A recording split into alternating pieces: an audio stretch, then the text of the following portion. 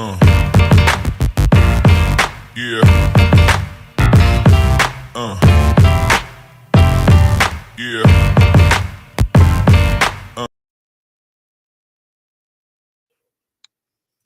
Hello, everyone, and welcome to Day 3 of the NFL Draft. We're here on the Going for Two Live network. My name is Kyle Senra. Joining me a few amazing, awesome people, starting with my co-host on the Dynasty six-pack, Rahul Natarajan. How you doing on a Saturday, Rahul, instead of a Wednesday? I know. Good to see you. Second time this week, Kyle. Great to see you, Mike and Dylan. Glad to be here at Day 3 of the 2025 NFL Draft.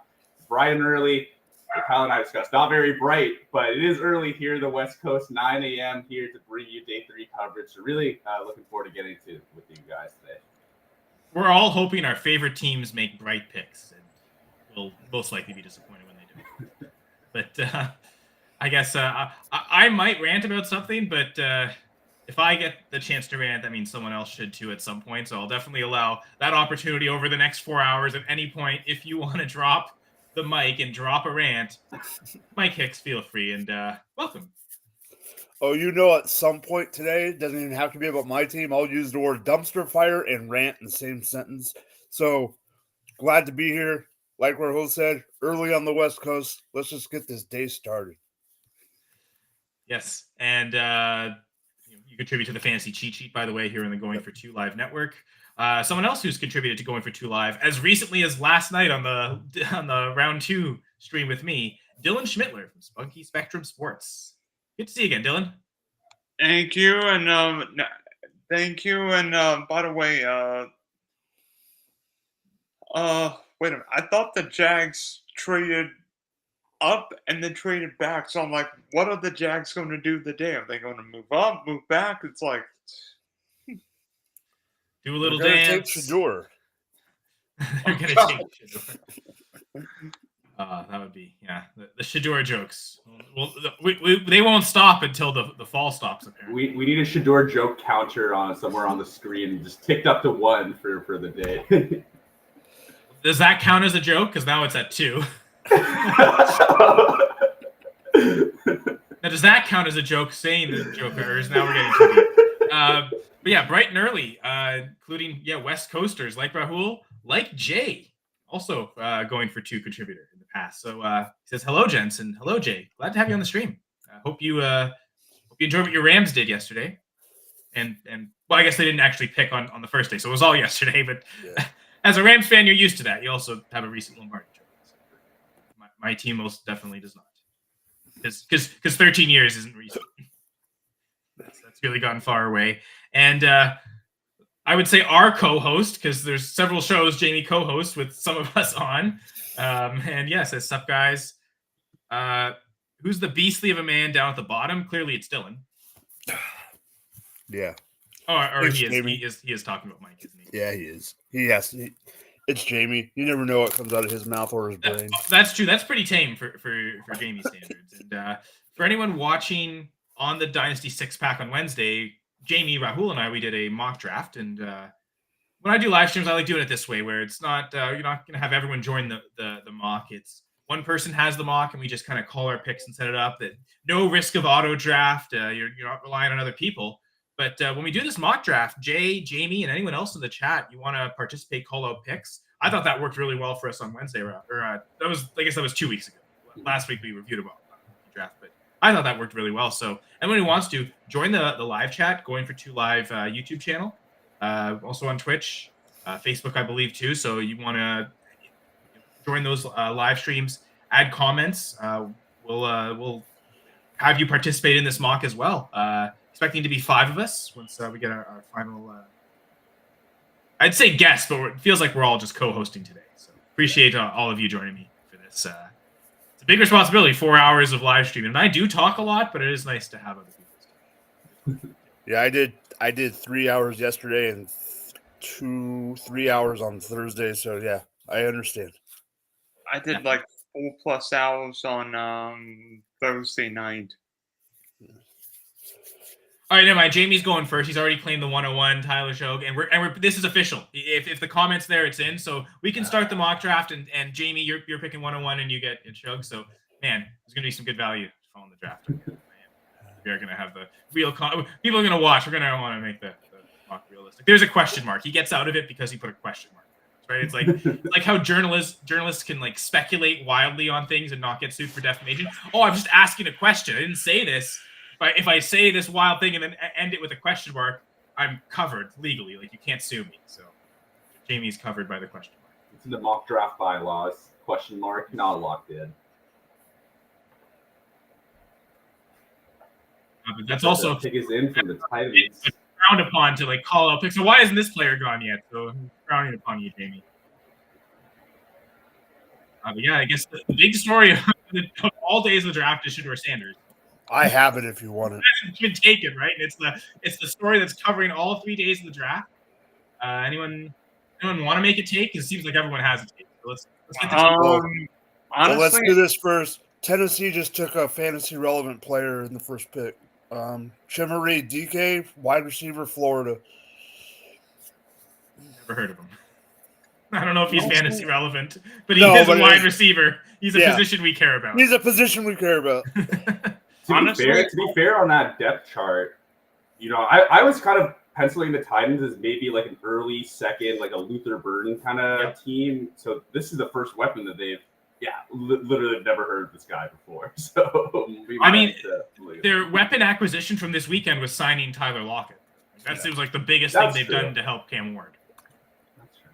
But there's a few receivers I didn't have research that I'm going to have to after the draft. There's a lot of wide receivers I would have taken over him.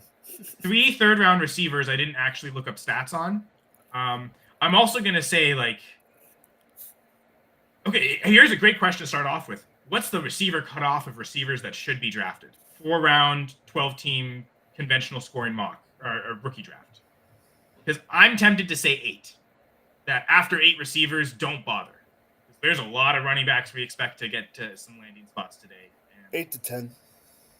Yeah, I guess it's hard. I agree with both of you guys there. It's hard without a lot of the running backs we've talked heavily about have not got landing spots yet. But the people who have been drafted, I expect a lot to be supplanted by names we'll see probably in the next 50 to 100 picks.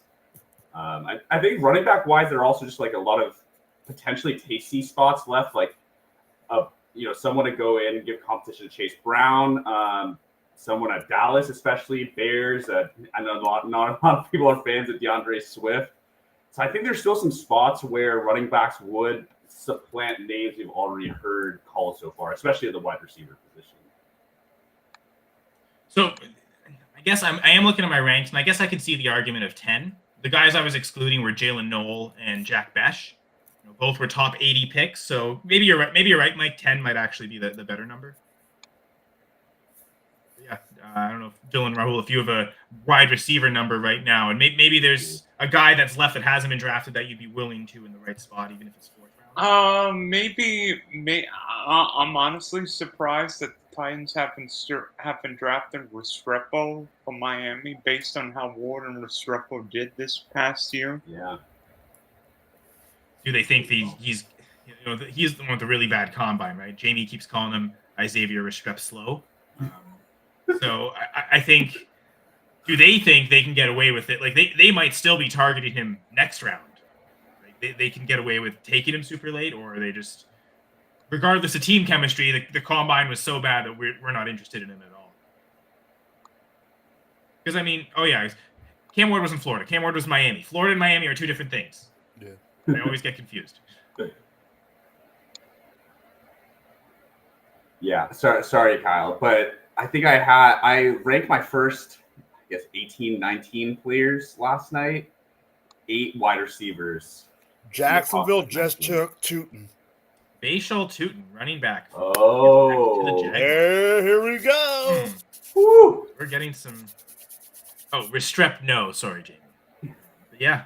So Tootin. I mean, that's interesting as the 6th running back. I know. Who had him really high on our running back show? What was that, Jamie?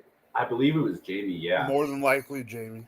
I think I had him at RB 15. He's certainly gonna. I mean, if he's going RB 7 off the board in the draft, he's probably certainly gonna raise for me, even though it's I had him around 10.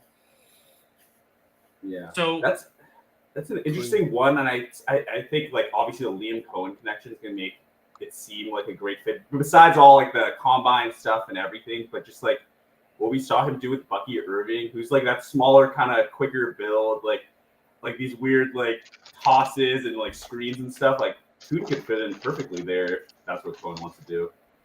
And you know who fits perfectly in the conversation right now is Gerson Aguirre. Glad to have you on the stream, buddy. How you doing, Gerson? What's up? How you guys doing? Great. We've already had a couple of 2 picks into the 4th round, and it's a wide receiver and a running back, so we're already getting content to talk about. Was it Restrepo? We were just nope. It is Restrep. No, not him. We were just talking about that though. No, it's I saw chat. So Shamari DK, wide receiver from Florida, going to the Titans. yeah.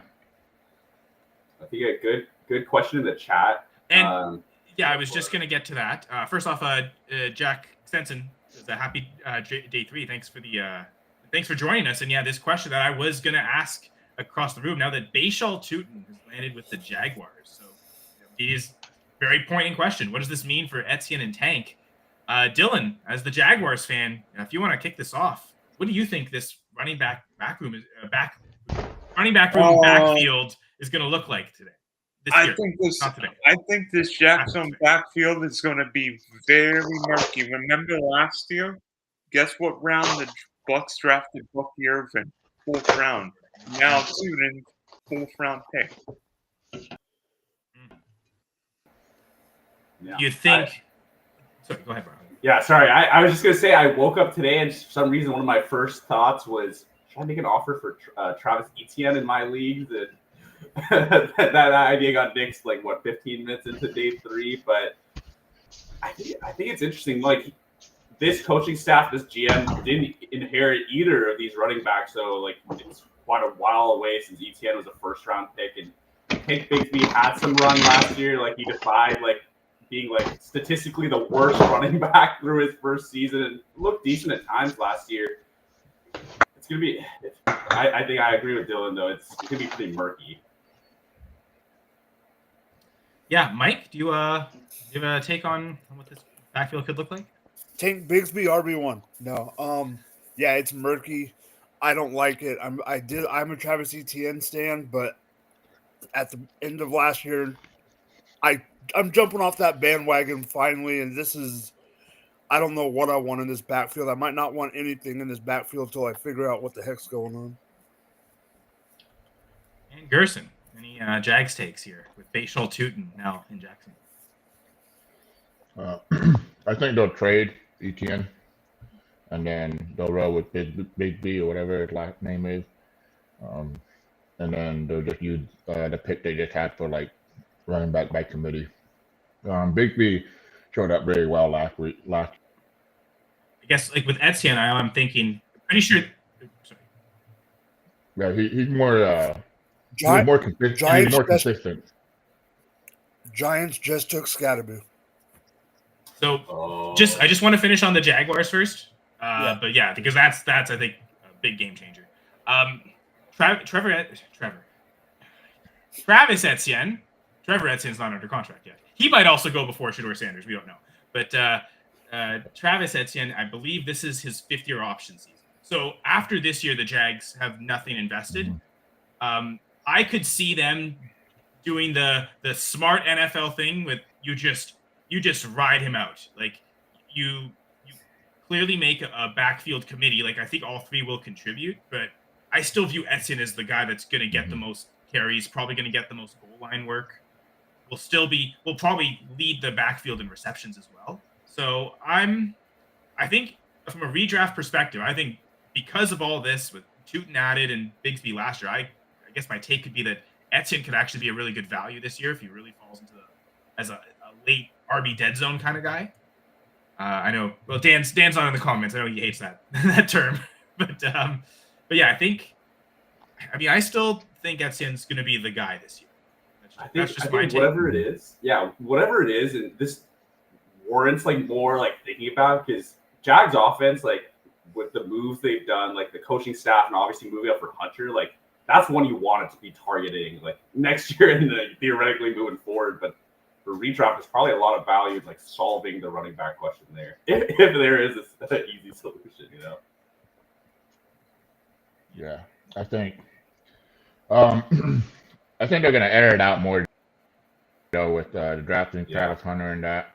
So it's not really a big deal for that backfield. I mean, they're gonna roll by the hot hand, running back by committee. I'll tell you that. Honestly, if you haven't traded Travis Etienne yet, you should have done it like last year before now. Now you're not even gonna get you'll maybe get a late second if you're lucky. If you're lucky. But I don't know about that. Yeah, no, for sure. I think at this point, if you have Etienne, your best option is probably just to ride out the production. It's probably worth more, especially if you're a team that is trying to compete and win a championship. Just keep those points in your lineup, and whatever happens after this year. I mean, if he's a dead asset after this year, so be it. But just like, I don't know that he gets you anything good enough. Like, it'll be such a late pick that are you banking on a rookie helping you compete? Like, just bank those points probably. I mean, could this make Etienne a really cheap buy in Dynasty League? Yeah. If you want to throw out an early third because someone's panicking, could you get that done? And then just say, like, again, same thing. I'm trying to bank these points as opposed to draft a third round rookie. Like, do you want Travis Etienne or Jalen Noel, for example? Huh. Yeah. Probably Etienne because I have so much faith in him. But I'm I'll take back Noel to our Dynasty over six-pack Etienne. show. I didn't rank Noel in the top 10. I think both you and Jamie did, Rahul. He was down at like wide receiver 12 or 13 for me. He'll go up a little bit because of the third-round pick. Probably thinking like wide receiver 9, 10. But he was those two I was talking about when I was saying it's 8, maybe 10 receivers worth drafting. He's right on that borderline, that 9, 10. Like, they might be worth it, but I think I'd rather just take running backs that spot. And if that running back means Etienne in 1 year of it, I think I might take that gamble. But again, maybe I'm in the minority there. What do you guys think of the Patriots taking Kyle Williams last night? I mean, I think they needed a receiver. I know Rahul loves Kyle Williams. So. I'm a big fan of this guy. I think it's kind of interesting because I really wish they had taken Jaden Higgins. I felt like they kind of needed a bigger body. And like Kyle Williams, if anything, is like very similar to Stephon Diggs, which might work out. Like, he inherits that like role from Diggs in like a year, but I'm really a huge fan of Williams. I think I have him ranked as like my 206, 207 right now. So I feel pretty good about him in rookie drafts.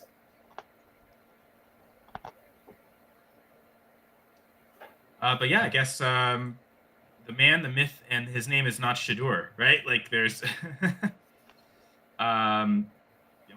that'll basically be the comment. We'll keep that comment up for every pick that's made that's not Shador. How about that? But Did you guys already talk about that? Here. Sorry? Yeah, go ahead. Did you guys already talk about? I mean, we not really. Like, I think we kind of made jokes about it. My joke is that there might be 2 Canadian quarterbacks drafted before him today. And just No, that's fucked up. Yeah, I know. I'm pretty messed up. But yeah, if you wanna say anything about Shador Sanders, he's like everyone's got an opinion. It's such a good story. So this is kind of crazy because I think this is the NFL. They're doing it. They're basically telling Dion, look, you're not bigger than the league. Like, you can't control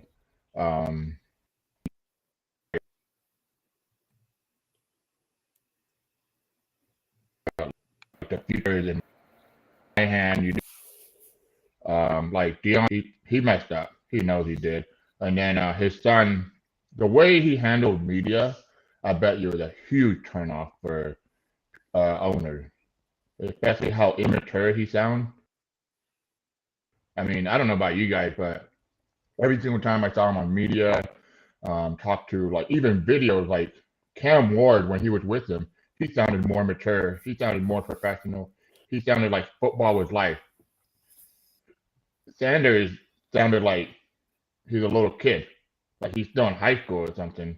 I'm like, come on, bro, grow up. Like, and I get the whole he's close with Tom Brady or whatnot. Dude, come on, don't say that. He's not close. He just gives you advice and stuff. He's not gonna be your daddy. So like, NFL on him right now. And if he goes undrafted, I guarantee you people will say, oh, it's because he's colored. And I get it. Like, I get it. But, dude, 3 colored quarterbacks have gotten drafted already. So I'm like, a colored quarterback went it? first overall. Yeah. Yeah. So, like, I'm like, come on. Don't. It's not because he's colored. It's because who he is, you know? Like, how cocky and arrogant can you be? And you're supposed to be the franchise leader, you know? So, my biggest question out of what I think what happened with Shedeur Sanders is a little like the Tim Tebow effect. Remember after Tebow won the playoff game in Denver, it seemed like nobody wanted him. Well, now nobody wants Shedeur, not because he's a competent quarterback, but because Dion might be the head coach of said team within a year. I don't think they're really taking it on the high one. So like, it's not going to be for us. It's 4 other players, you know. So like, I don't think they're going to set it up for like, oh, wherever Dion goes, his son goes, he might be the next head coach. You know, you're not going to push out. I don't know. Say he goes to the Raiders. They sign him for 2 years and stuff. Like, yeah, you know, he's an established Hall of Fame coach. You know, you're not going to push out. I mean, NFL is changing. Bill Belichick, our coach, he's coaching in college. The NFL said, hey, we don't like your style. Bill Belichick, and he took a year off. You know? The NFL. Yeah, because I'd rather have it that way. I don't want players to be, even though they are. All right, here's the Raiders. Let's go. If you know it, don't tell me. After all that, it's going to be Shedeur, isn't it? I hope so. I don't mind Shedeur. I'll take the chance in the 4th round, you know? Why not, you know? Like, you have Bowers, and I mean, I'm not saying Myers is a one, but, you know, when he got usage, he played like a wide receiver 1, you know? But I think the point that Dylan was making is very true. Like, yeah, like they're not going to force out Pete Carroll for Deion Sanders, a coach, but the media circus and the narrative around it, like at this point, like Shedeur, it's like, not worth it. It's like so unideal as like a true backup quarterback, right? It's just that you don't want your QB2 to be commanding the headlines. Now, I think all this, to Jamie's point, Rahul, Jamie's been so consistent on this. When he's talked about why he doesn't like Sanders and he thinks Sanders is a bust, as he's saying in his comment, is he's always pointed to the football things. He doesn't think his arm is strong enough. He doesn't think he's athletic enough. And I've kind of been critical of him too with that. Is where's the fantasy upside, right? I don't think he's going to be a big rusher, so the safe rushing floor. And unless he's Joe Burrow, he's not going to be a really like high ceiling producer either. So like where's the fantasy relevancy? But I thought a real NFL team would see the accuracy and draft him by now. But clearly, I think there's because if teams really believed in him as a quarterback, this off the field stuff, they feel like we can help him mature and make this not a problem if we really want to work with him. Like if this, like the talking to the media thing, I've actually liked a lot of what he says. Supposedly the thing we don't know is how he's been in the closed door meetings with these teams. That seems to be where maybe that's where he's rubbed teams the wrong way, right? But we don't really know what was said in those meetings at all. I see a guy talking about like, I want to come in and change the culture. If you're a bad team that hasn't been winning, I want to change that. Like that's good. Like that's what you should want your quarterbacks to say. But clearly there's enough football concerns, but then also off-field concerns, and those two things are converging. Because if you believed in one or the other, like we can, these off-the-field concerns, the way he interviewed isn't a bad thing, or his football play is really good. Like if you believed one of those things, you'd probably draft him by now. Teams are convinced in both, or the teams that do believe in him already have franchise quarterbacks, and they don't want, to your point, Dylan and Rahul, the media headache of having Shador as a backup. Like Dylan, would you want the Jags to draft him and then like have Lawrence and Shador just that with a Hunter headache, connection right? Like there that would. too.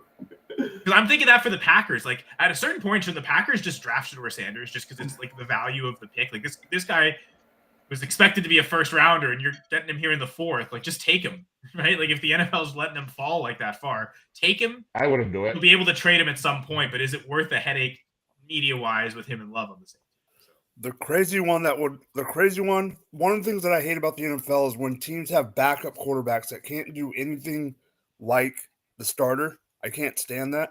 And I'm not saying they're like each other or whatever, but they both have – I know there's questions about his athleticism or whatever, but I think it would be hilarious if the Titans at the end of the draft pulled a Washington Redskins when they drafted Griffin and Kirk Cousins and drafted Shador to be the backup for Ward. I mean, you could say that. What if the Giants do that? We put all 4 quarterbacks in the same room. Yeah, but even if they did that, he's not going to go play there. His dad will be like, no, he's not being a backup. He's a starter, you know? And the other thing is, it's kind of a bold statement, Mike, that you said that, huh? Hold on, let me think. Draft starter. Like, what are they? Oh, how do you hate that, man? So, heck, the Eagles, right? Yeah. Jalen. Eagles had Carson Wentz, and they drafted Jalen Hurts, and he overtook it, right? I mean, that's not the same draft class. Like Mike was talking, the 2012 Washington team, like that would be insane. Oh, I thought you meant like on the roster. Like I'm like, yeah, but I'm saying when Cousins got drafted and Griffin was the first round pick. First and I think it was a first and a 4th. Honestly, yeah, that was a first and a 4th. This would be that range, that round. We see. I mean, I guess not. Now we've seen the Titans pass on him, right? But yeah, and the Giants also. Like who else? I guess the Saints are coming up in a few picks. Do they make that decision? But the 2nd and a 4th. No, they're not going to. They said already that they like that Tyler guy way more than Sanders. I think it's a team that keeps as a Raiders fan. The team I'm looking at every single time when they're on the clock to hopefully win is the New York. I love Justin Fields too much. I mean, they are on the clock right now. So maybe 1 year. This is a well-timed conversation. Jay, this comment, he literally forced NFL execs to play Settlers of Catan in interviews. Is this true? Because if that's true, your whole thing, whoever said the comment of he acts like a high school kid, I suppose this is maybe that example. Like I know the Packers, like the offensive line loves playing Settlers of Catan, right? But like so just playing Settlers of Catan isn't an issue, but they'll do it on the plane after a game. Like they're not gonna do it during meetings and interviews. Right? That's wild. I guess if that happened to every team, I could see why every team saying no. This guy's a child. There's that guard that I think the Seahawks drafted in the 1st round, Gray Zabel. Yeah. And they cut to his like house and they're celebrating. There's like a big box like Settlers of Catan like sitting right next to him. Like he's an offensive lineman, man. O-linemen love Settlers of Catan for whatever reason. I'm shocked the Packers didn't take him. Not to derail the conversation, but we did miss a wide receiver to the Raiders a couple of picks ago. Yeah. Dante Thornton Jr. I guess Gerson was so unexcited that he didn't want to say the pick. Is that right, G? I don't mind the Jack Best pick. I actually like him. But so many better other players right now. I don't know. They don't really like obviously one drunk.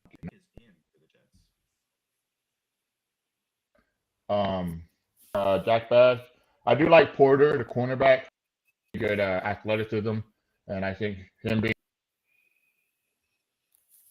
a lot, like ball player, cornerbacks nowadays, you want them to be longer and taller. It's off guarded, But about this guy, I know he's quick and all that, but I see what they see in him, like when you have defense, it's not like he's gonna throw the ball the field. Are you worried this is just Jalen Hyatt again, a fast receiver from Tennessee?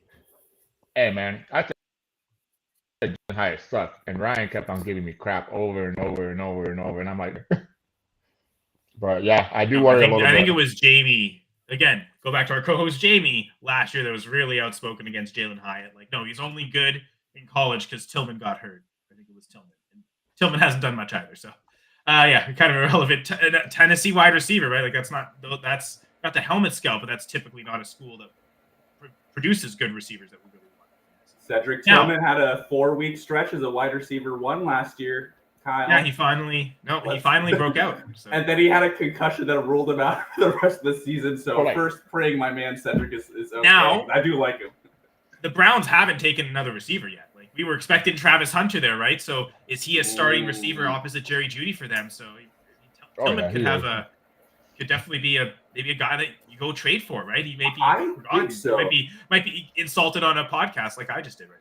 The interesting one to get into the Browns, and I'm sure we'll talk about it when we do the mock draft, is Harold Fannin going there when they already have like such an ace like receiving tight end. Stefanski has wanted to transition to a more pass friendly offense, a pass heavy offense, like, especially in the last year and a half. They brought back Joe Flacco. It's like Kenny Pickett. There is opportunity there, I feel like. Now, the one thing with Njoku, I looked up his contract last night. There's a bunch of void years. He is set to be an unrestricted free agent next year. So if they're thinking they can't reach an extension with Njoku, maybe he's gotten his money from Cleveland. Is he a player that's like, I'm fed up with this dude? Put me on a good contender, right? Is that something where they already know that they're not going to re-sign him, and they're thinking Fannin's this is a 2026 pick for them. This is something that's going to contribute to their team in 2026. Yeah, because we typically expect tight ends to take time. Like, we don't expect them to start right away as rookies. Bowers and Laporta have really shattered our illusions of what tight ends used to be. So we'll see. Sorry, bro. Right. Yeah. I was going to say the same, because you wouldn't really expect Fannin and Njoku to occupy the field at the same time, because even when Njoku was, has been playing, it's always like Austin Hooper or some random other tight end on the field with him. So now, speaking of wide receiver, Arian Smith just got drafted by the New York Jets. Mm-hmm. Okay, and so far the two relevant players in the 4th round for fantasy have been, there's been 3 wide receivers, but I don't think any of us are interested in any of them.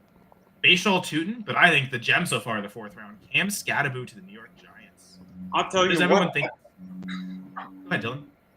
I like the Cam pick. It feels like it's a perfect complement to Tyrone Tracy, right? He's the goal line bruising back. Tracy's the pass catching back. I really like that pick. I don't know because Rahul knows Ohio was on Scatteraboo RB4 pre-draft in our rankings. I was definitely. I had him at 5. I had him at 5 pre-draft. He's going to be a little lower than that. But yeah, still top 10, I think, for me. I think there's a legit debate between him and Caleb Johnson. I know Caleb Johnson's around earlier, but with Jalen Warren there, doesn't that feel like it's the same thing with Tyrone Tracy? A pass-catching back's kind of in their way. I think Scatteraboo's better than Johnson, so that's one where I might stick with my pre-draft notion there and continue to have Scatteraboo ahead of Johnson. So I guess that would put him at RB6. He was before I let Rahul go, he was so early in the 4th round that to me, him going in the 4th compared to the 3rd, with like you said, with the fit with Tracy, being the complementary to Tracy and not being the same type as Tracy, I agree with you. I think you could literally just, if you had him ahead of Johnson, keep him ahead of Johnson and not knock him too low for being a 4th round pick. 22 picks later, 83 for Johnson overall. Cam Scatteraboo was 105. The difference between RJ Harvey and Caleb Johnson is 23 picks.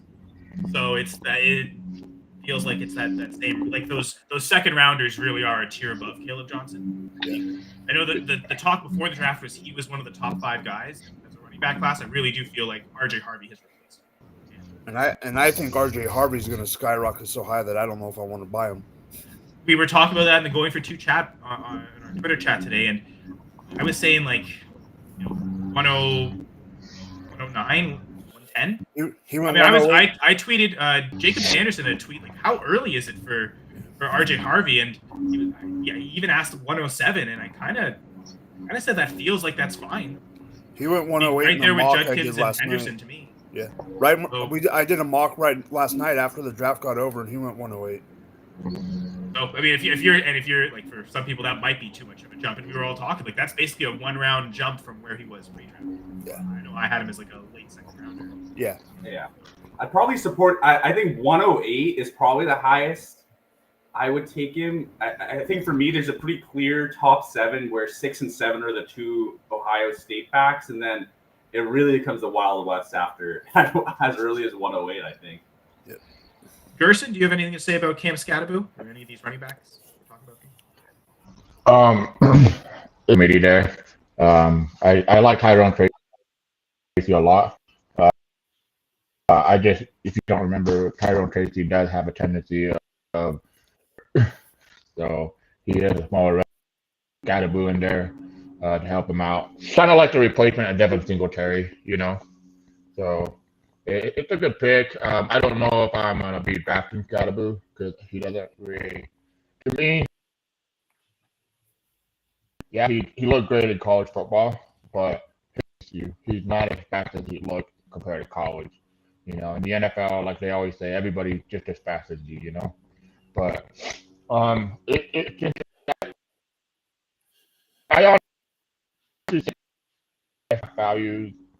Well, first off, that position has kind of like it's crazy how 1, 2, 3, 4, 5, 6 tight ends were drafted in the top 2 rounds. Top 3, I think. Bannon went to the 3rd, but yeah, we got 5 in the top league picks. Yeah, so if you play a premium league like tight end premium, boom, got more valuable. Now we're seeing quarterbacks like Sanders fall, but I don't think anybody ever thought the quarterback position was going to be great. But the wide receiver, I mean, Trey Harris, really, really interesting for me because he went to a good team with a good quarterback. I just don't know. I don't know. I don't know if Harbaugh's finally going to get rid of guys. I mean, I don't know how to say it. He can't catch any. But it's just of the fit. He's probably my favorite wide receiver fit so far.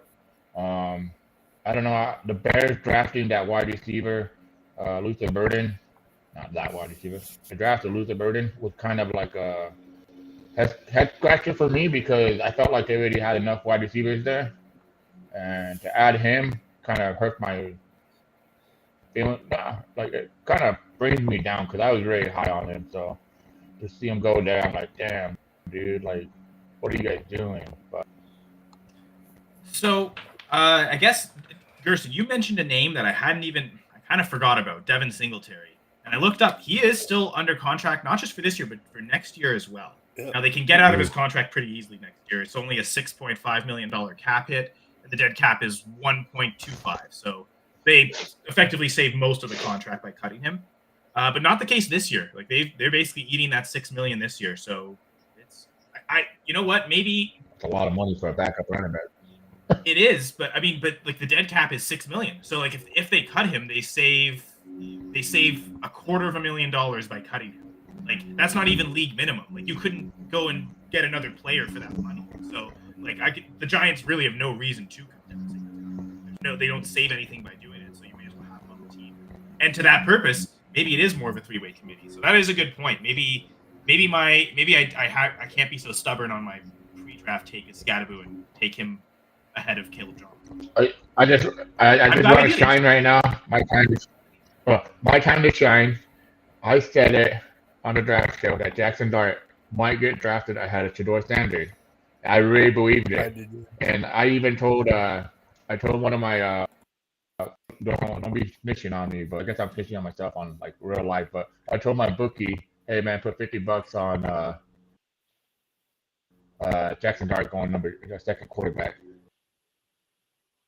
That quarterback from Colorado is supposed to go like high, and yeah, it hit. So Jackson Dart, that's kind of crazy when I think about it. Scatterbo, Jackson Dart, like that's like 2 high prolific college players now on the Giants.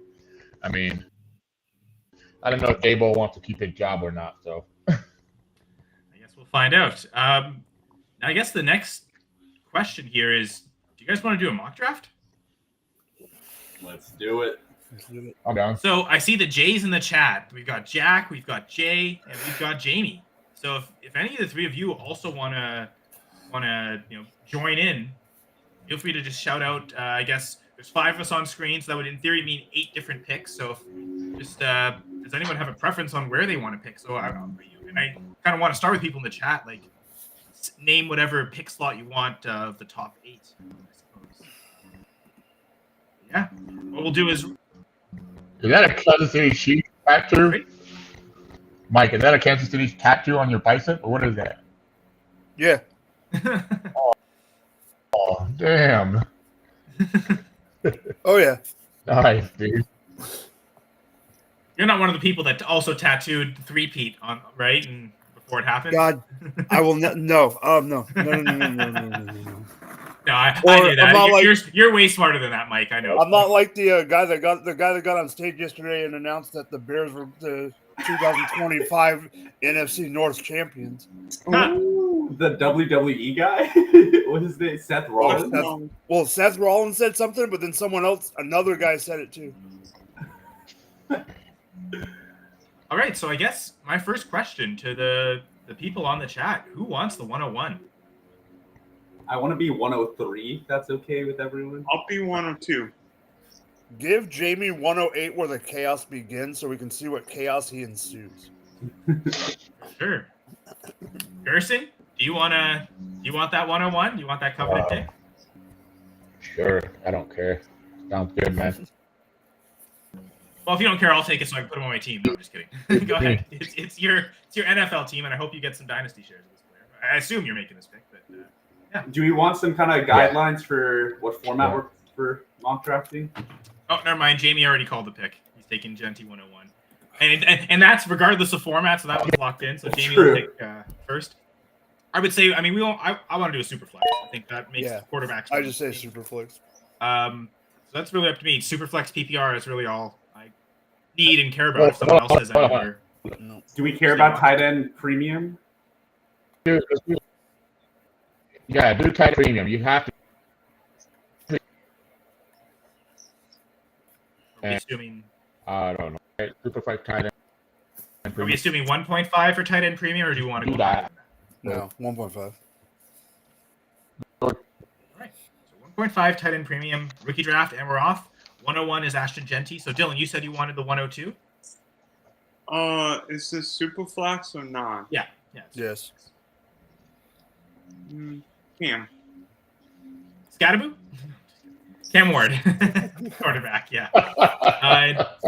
That is something we were kind of debating last night, right? Like in a super flex mock, is that like, and I'm kind of buying more into that now than I was pre-draft.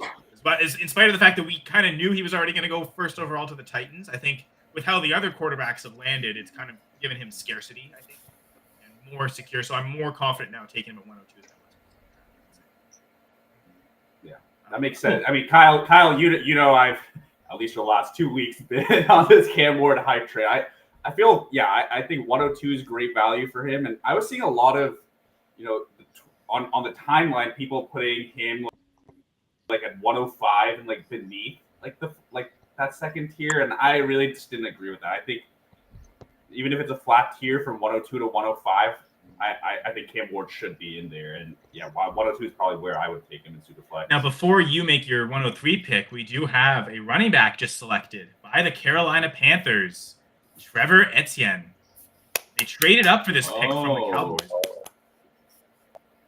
Trevor Etienne, the Panthers, to back up Canadian Chuba Hubbard and former Cowboy Rico Dowdle. Not only they gave so the Cowboys essentially have given the Panthers 2 running backs. Who would be better than anyone the Cowboys currently have in their running back? I don't know. I'm not a big Trevor Etienne fan. So I actually think. But isn't it just Javonte Williams and Miles Sanders? Yeah, that's how little a fan I am of Trevor Etienne. I guess he might be honestly. So go ahead, Gerson. Sorry. Yeah. 4-4. We're going. Who has 103? I think it's Rahul. I'll 103. With the 103, I'll go with Omari and Hampton. I mean, really, you have to be overjoyed, I think, with first round draft capital and landing spot the Chargers, who, especially a year ago, I think everyone was like, this is a spot for running back to come in with that Harbaugh, Greg Roman offense. And even though rookie year might start a little slow because Najee Harris is simply built to absorb carries, and it could lead to a lot of frustrating games. Your favorite analyst is probably going to say buy low on Omari and Hampton in week 5 of redraft. But I think in Dynasty 103, I have faith this is a future RB1, and it's probably in like top 5, top 6 for people's Dynasty RB rankings now. So very happy with Hampton 103. Yeah, because there was a poll on Twitter today, and it kind of put my feet to the fire. Like, Bucky Irving and they named not Genty, but every other rookie running back taken early yesterday. And I did put Hampton in my poll, like as the poll answer, so that's official. Like I can't change that ever. Locked in forever. But when it came down to it, first round running back on an offense that runs as much as they do, and a team that needs a pass catching running back as well for targets for Herbert. Yeah, I think Hampton certainly is. I think I'd probably debate him and Barkley at RB5. I think I probably would take Hampton just for the youth and the age, even if I do probably expect Barkley to have a better season this year. So yeah, I kind of expect. I don't know how the rest of you feel, but to see these 3 as the first 3 gone in a lot of rookie drafts. I think Mike, you wanted the 104. Let's maybe wait for a couple other picks, but I think there are 2 others in my tier that I think are pretty interchangeable. But I'll let Mike. And I guess I'm just saying that from the hype that Hampton, even before the draft, a lot of people were already penciling him in at the 102. So feels like he's been getting this type of hype anyway, and yeah, he might fall into it. But yeah, sorry, who did want the 104? I don't know who wanted it. I didn't. Gerson, Mike, who would like? I'll do it if you. I mean, I'll do the 104. This is where it gets. I mean, I think this is even one of those tricky spots because you just don't know what. So you got the running backs, you got people that are high on Tet, you got people that still, depending on what happens in Jacksonville with the upside of that. At this point with landing spots, I'm going to take Travis Hunter. Makes sense. I know, Rahul, you had him as your wide receiver 1 before the draft, and I'm assuming the fact that he went 2nd overall changes nothing there. Oof. The one thing that would change is, does BTJ cap Hunter's ceiling to be like a wide receiver 1 in fantasy week in, week out? If anything, Kyle, to directly answer your question, like it's like almost neck and neck, I think, with Ted McMillan. I think I'll really need to split it myself for my rookie drafts, but I think Hunter's deserving of this kind of rookie draft value, but BTJ. Yeah, that's the only. I agree with you, bro. That's like, yeah, a lot easier to overcome Jerry Jeudy if he went to the Browns, for instance. Yeah. It's like I think no concerns with playtime on offense. I think they've made that very clear with their comments, as well as the simple action of the capital they gave up to move. You're not doing that for like a full-time quarterback, but can he be a fantasy wide receiver 1 with someone else that we value is like Dynasty wide receiver like 6 already on the team? That might be a reason to go with Ted McMillan where there are no such concerns. Even if like you just brought up, I did think Hunter was the better prospect coming in. So I selfishly want the 106, and it's not just because I'm part of Fantasy 6-Pack and the Dynasty 6-Pack, but in I would say my most important draft pick I'm going to make in my rookie picks this year is a 106 in a salary cap contract league. So I'm doing a mock draft article for Fantasy 6-Pack tomorrow, and I've already slotted myself in the 106 there. So I'm trying to practice at the 106 as much as possible. So Gerson, if you want the 105, you can gladly have it. If you want to steal the 106 from me, though, I'll take 105. 5. I'm just gonna go with Ted McMillan. So, I mean, it's just pretty simple. Adam Thielen, he's a fossil. Any other wide receiver on there is really not as talented as him. Maybe the Southern boy. I'll keep on forgetting his name. I know his name. What's his name? Leggett. Yeah, Xavier Leggett. Leggett. Yeah, I just think McMillan. He got a lot of backlash. Player. I find that weird. I don't ever remember.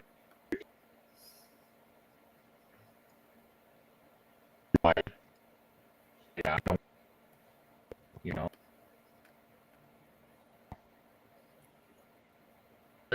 Opportunity will be there. He'll get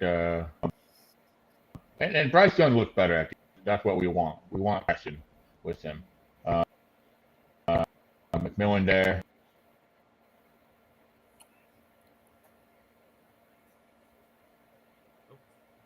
Lost him. But to Gerson's point, one of the things I mentioned is not watching film as much, but the numbers are there. I mean, that's why I still have McMillan as my wide receiver.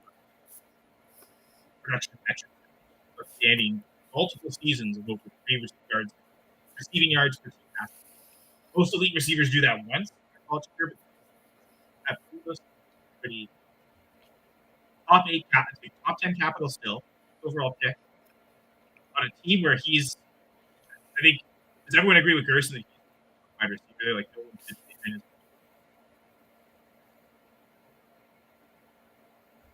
You cut out a little bit, Kyle. You might. So just to get do you think McMillan's the number 1 receiver on the Panthers right from week 1 this year? Oh, 100%. 100%. And to your point, Rahul, this is why I want the 106 because this is tough because I think these are the first 5. Like this to me feels like a big tier break, and this is where the decision has to start. So looking at that 106, I'm unfortunately, oh darn, if I only finished 1 spot worse in the standings. Now, I completely agree with that, Kyle. Yeah, I think it's and I think if you're sitting these top 5 picks, you're coming out of this very very happy. Like these are all great additions to it. As someone with the 106, I'm almost hoping.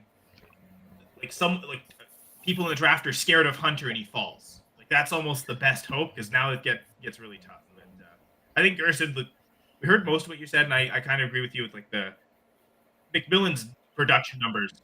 I'm gonna be.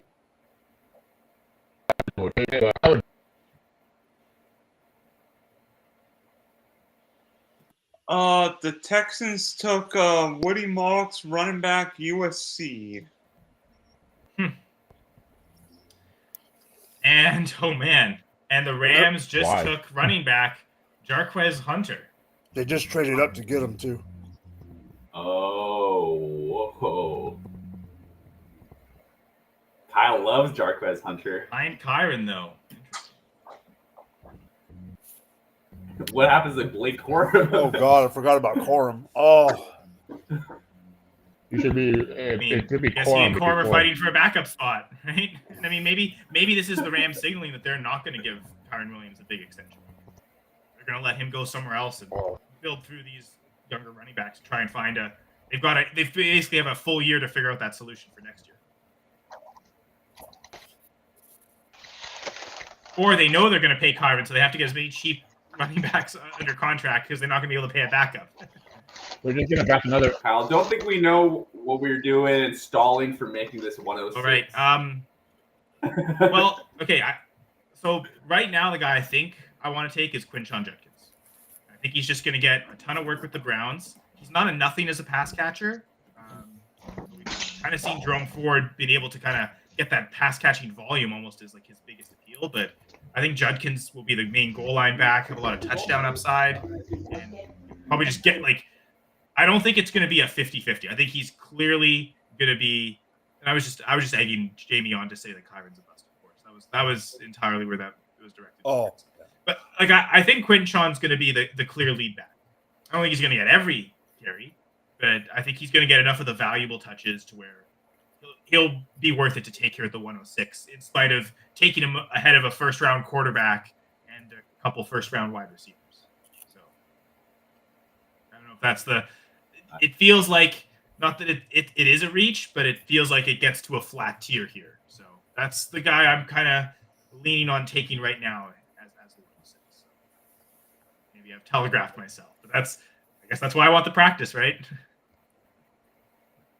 I agree completely.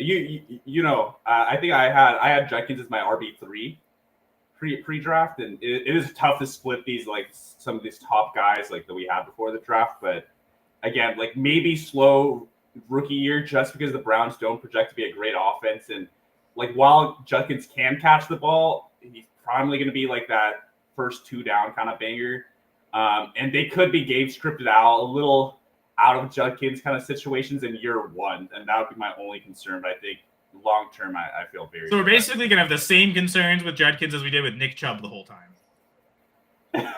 I love Nick Chubb. I rode that ride way too much. The stress of just giving Nick Chubb more work, and I'm probably about to do the same thing with Judkins again. So there we go. Time is a flat. At least Jerome Ford is no Kareem Hunt. I guess in this, I mean, I don't know that I have any Judkins yet, so maybe I don't get Judkins and I don't get. But yeah, looking like I might. So yeah, I guess the 107 would go to Jamie. So Jamie, if you feel free to call your pick whenever, and then we'll kind of restart that order.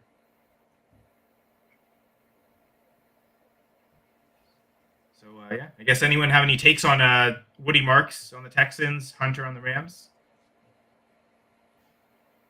No, not really. I don't think any of them are relevant. Surprised. Yeah, there's certain running backs that I thought would go before those two, but other than that, no. Woody Marks has one very interesting stat. He had a year in college with 83 receptions.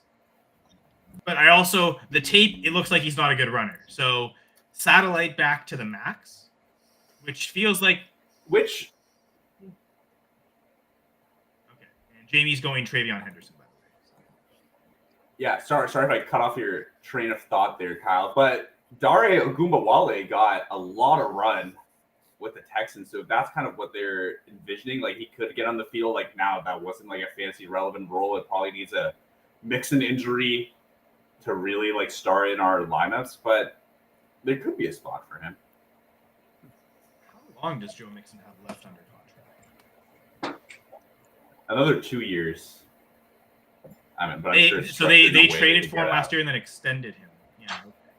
Yeah. I mean, it's $10.5 million is his cap hit next year, which, considering what the production you're getting out of Joe Mixon with, like, Barkley's making twice that, like, the rising cap every year, they could get out of it next year, but I could also see them just keeping him. Right? I mean, why trade for an aging running back in the first place? Like, even just them acquiring him in the first place was kind of. I mean, I think if you're a Joe Mixon owner, I'm a Joe Mixon owner. you gotta feel. I feel fine about it. I don't feel really challenged by Woody Marks like diving into Mixon, who had like just an absurd like touch share, even if the explosiveness fell off towards the end of the season. Like, I think he's still going to command like 20 plus touches a game there. Right. So Dylan, so we just Woody Marks to the Texans, Hunter to the Rams. So if you want to comment on that, feel free. But if you want to make your you'd be up at the 108, you also feel free. I'm actually a little surprised that Miami got a 3rd round pick for basically Houston moving up 108. Oh man.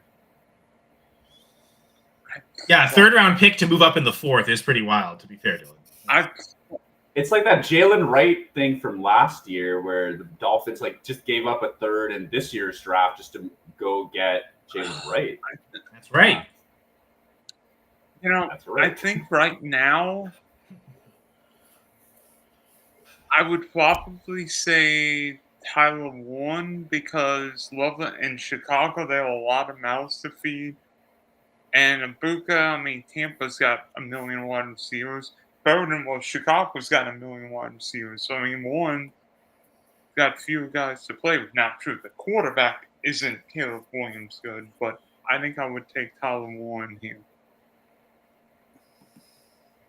Okay, and I guess one question that I was kind of posing yesterday, what's more concerning, the crowded depth chart, both the tight end and just now pass catcher overall in Chicago, or the QB room in Indianapolis?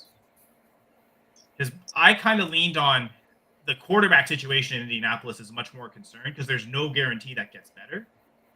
Looking at Cole Kmet's contract last night, the Bears, if they want to, could cut him next year pretty easily. So if they really want to open things up for Loveland, that path is more easily there. So I've kind of come to Loveland ahead of Warren in Dynasty drafts. But clearly, Dylan, that is not the case for you. So I guess you mentioned you're so concerned with the Bears' crowded room. I guess you're not so concerned with the QB room in Indy. You think they'll either Richardson will get better or they'll upgrade a QB at some time soon. Can't be any worse, right? Sorry, didn't catch that. Can't be any worse, right? Well, if it's, I mean, it could just be Richardson all year this year, right? And that might not be great. Yeah. It's tough to think it could get worse. That is true. I think a big worry with Richardson specifically is he's just so bad at throwing the ball short. He's so inaccurate at like those layup touches, which like not that that's the only way Tyler Warren's going to accumulate production, but a lot of his game was like just like, you know, give me touches around the line of scrimmage, and AR is one quarterback that has never excelled at doing that. I just think the passing volume will be super low. Richardson will vulture touchdowns, so like just like those red zone targets that you like for tight ends, that touchdown upside that won't be there. And if Daniel Jones is your quarterback, that's not there anyway because he never throws touchdowns. He's pretty bad. I've kind of often said the one player that benefits most from a QB change is Jonathan Taylor. He won't get those touchdown vultured. More overall throwing volume means probably just more dump off catches for him. But everyone else, like I'm not really excited about the QB situation either way, any of those pass catchers. So yeah. And while we're on the tight end discussion, the Tennessee Titans just took Gunnar Helm out of Texas. I mean, he's behind Okonkwo, and he's really slow, so it's going to take him a really long time to overcome Okonkwo, I think. Yep, exactly. I agree. Okay. So this mock draft interruption is brought to you by internet problems. Errol. It's happening again, Kyle. Oh, no. Well, okay. You're next up on the mock, so Go ahead and make the pick. There.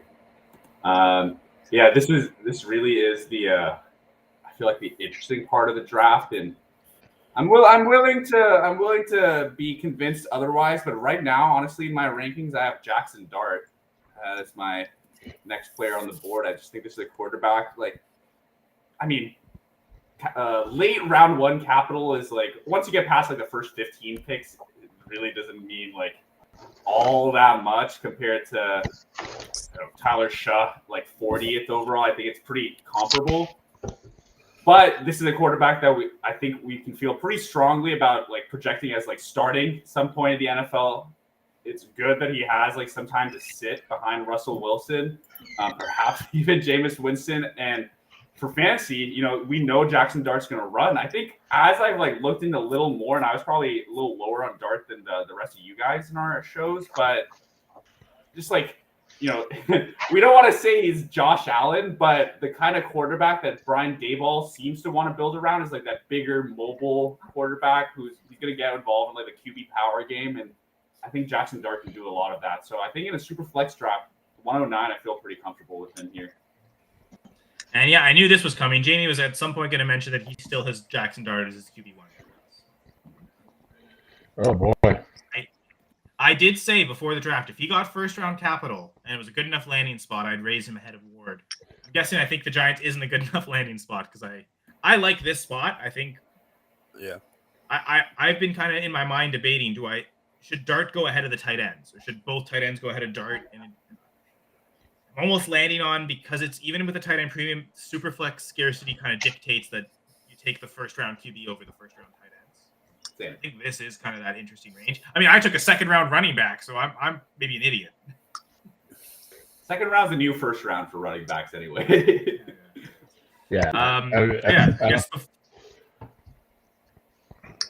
Gerson, do you have any thoughts on any of these picks so far, but also Gunnar Helm just being taken by the Titans? Not very much on Gunnar Helm. I mean, he's okay. I think it's going to matter much for fantasy. On Jackson Dart, I'll be honest, this whole draft class for quarterback to me, it's not worth the squeeze to draft the capital for Cam Ward.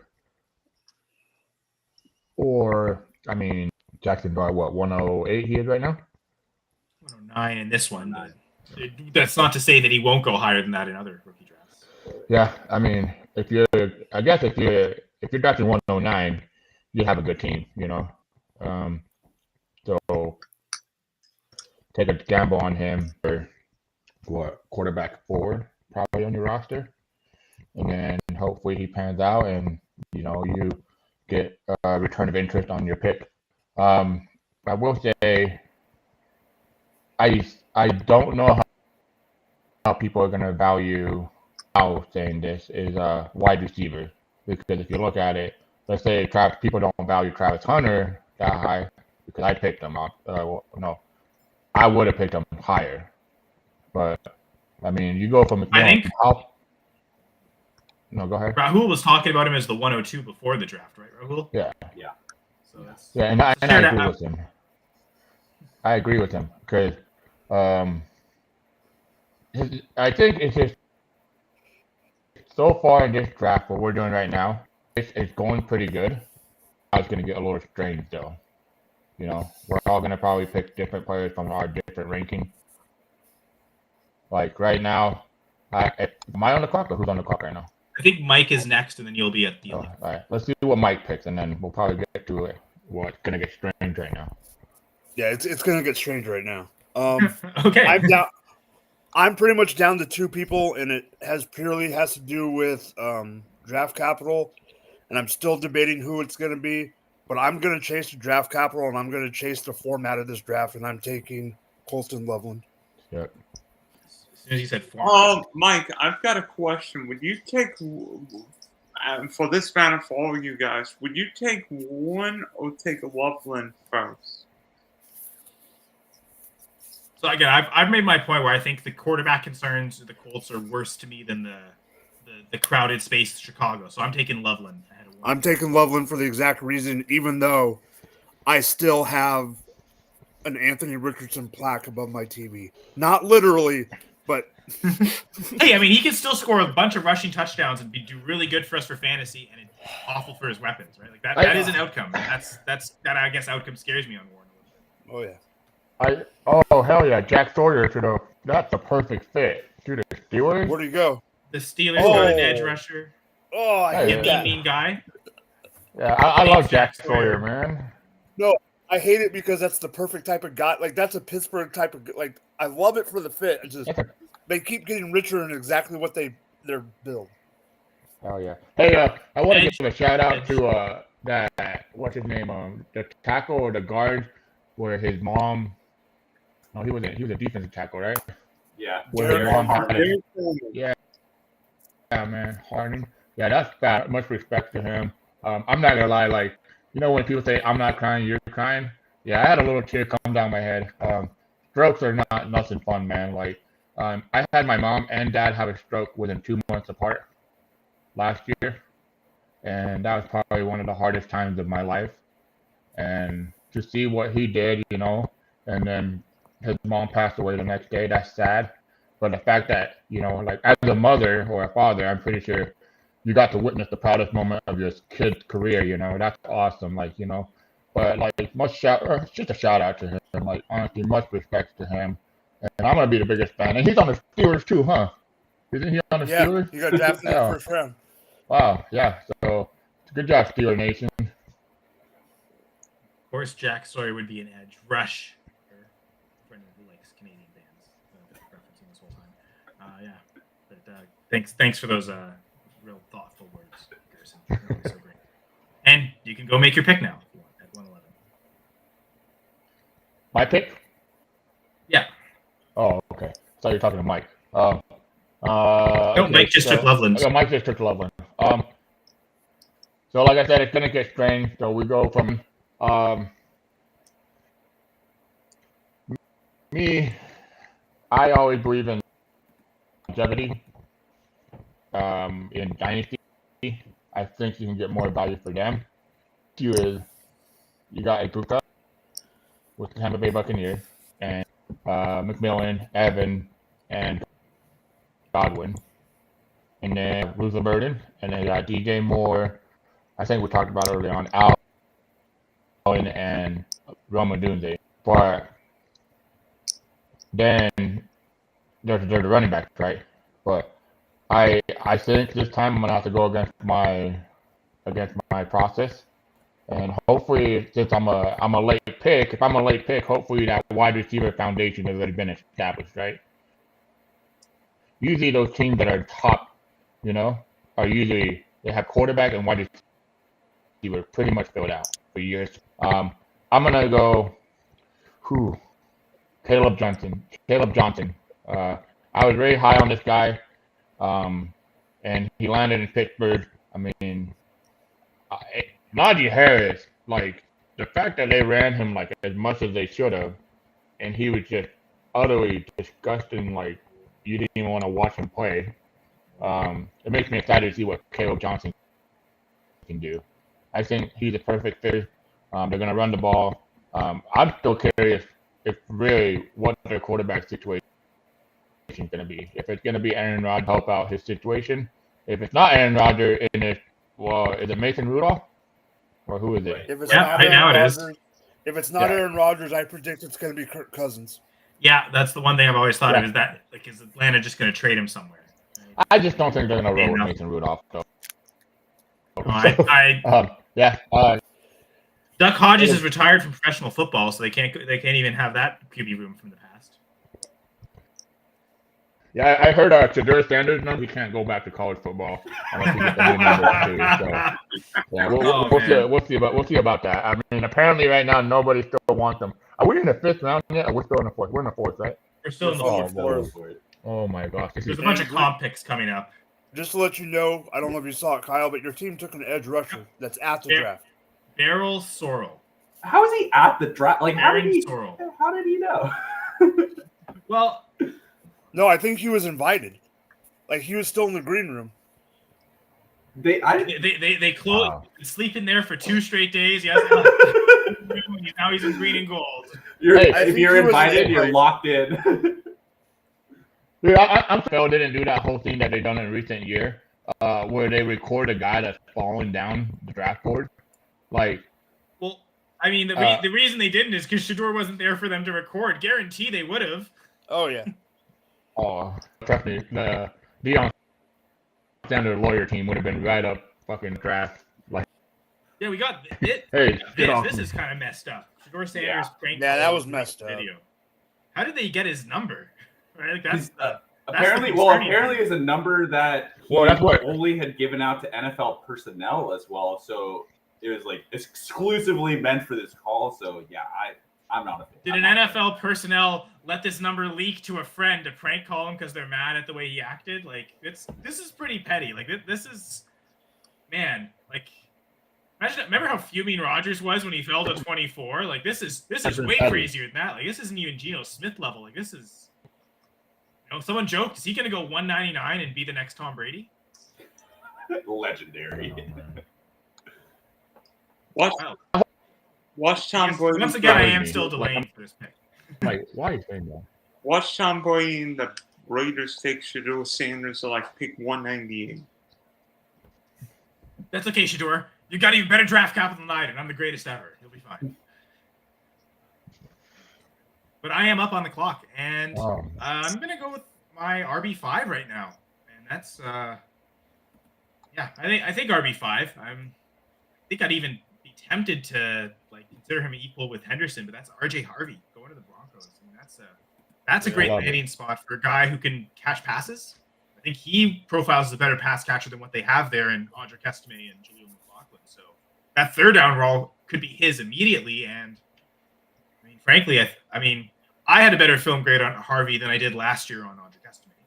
Not by much. Estimate was still pretty good, at least for last year's class. But they're close on tape, but slight edge to Harvey. And I mean, his college production, he had over 1,500 scrimmage yards per season. So good producer in college, decent RAS score as well, 8.41. I think that was kind of around where Estimates was like in the low 8s, maybe high 7s. So just I kind of see that RB1 role. Even if it is a committee, but enough opportunities there. I mean, Sean Payton offenses, they constantly give like Yeah. over 20% target shares to running backs. 26. I think his first year in Denver, they had like a 29% target share just for the running back. So you want pass catching backs, like that's the system to go to. So I like Harvey here at 112. Yeah, just for people. Just 6 for people running that, backs in the first round, folks. What a running back class. Sorry, Mike. just for people that are watching, when I said I was going between 2 people, if I hadn't taken Loveland, Harvey would have been the pick because of draft capital. Yeah, second rounder. I mean, 60th overall. Like that's really good investment on a running back for a position that is so. I think I definitely faded him because let's admit, I mean, he is a 24-year-old, right? He did have a redshirt season and then missed the 2021 season completely. But I think that just impacted my pre-draft evaluation of where NFL teams are going to take him, and second round pick now into like one of the prime landing spots. I think 112 and even higher, like you said, Mike. Like I think absolutely where RJ Harvey will go. I think Jamie. Right, so I guess Jamie, you're up in the second round at 201. So why is this a? Jamie's going to take Shedeur Sanders. Ooh.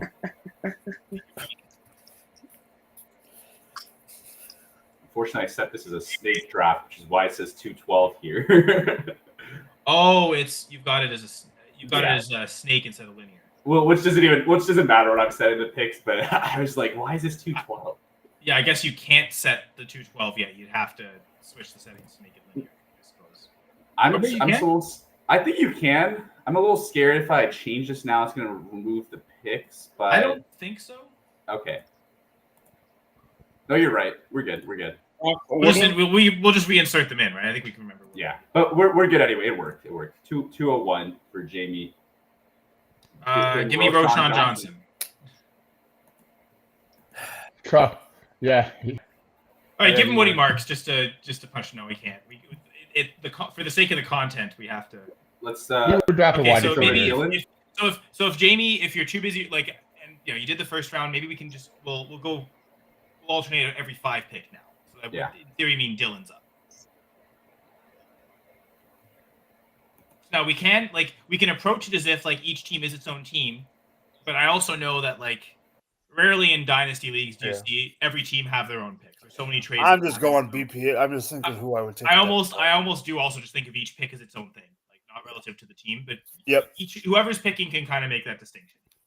If you want to pick this, assuming you're picking with Ashton Genty, go ahead. But yeah, you're up, Dylan, I guess. Wait. Jamie's. The reason Jamie's not on the stream is because he's working, right? So the fact he would be here. Yeah. What are the wide is a receivers? testament to Jamie.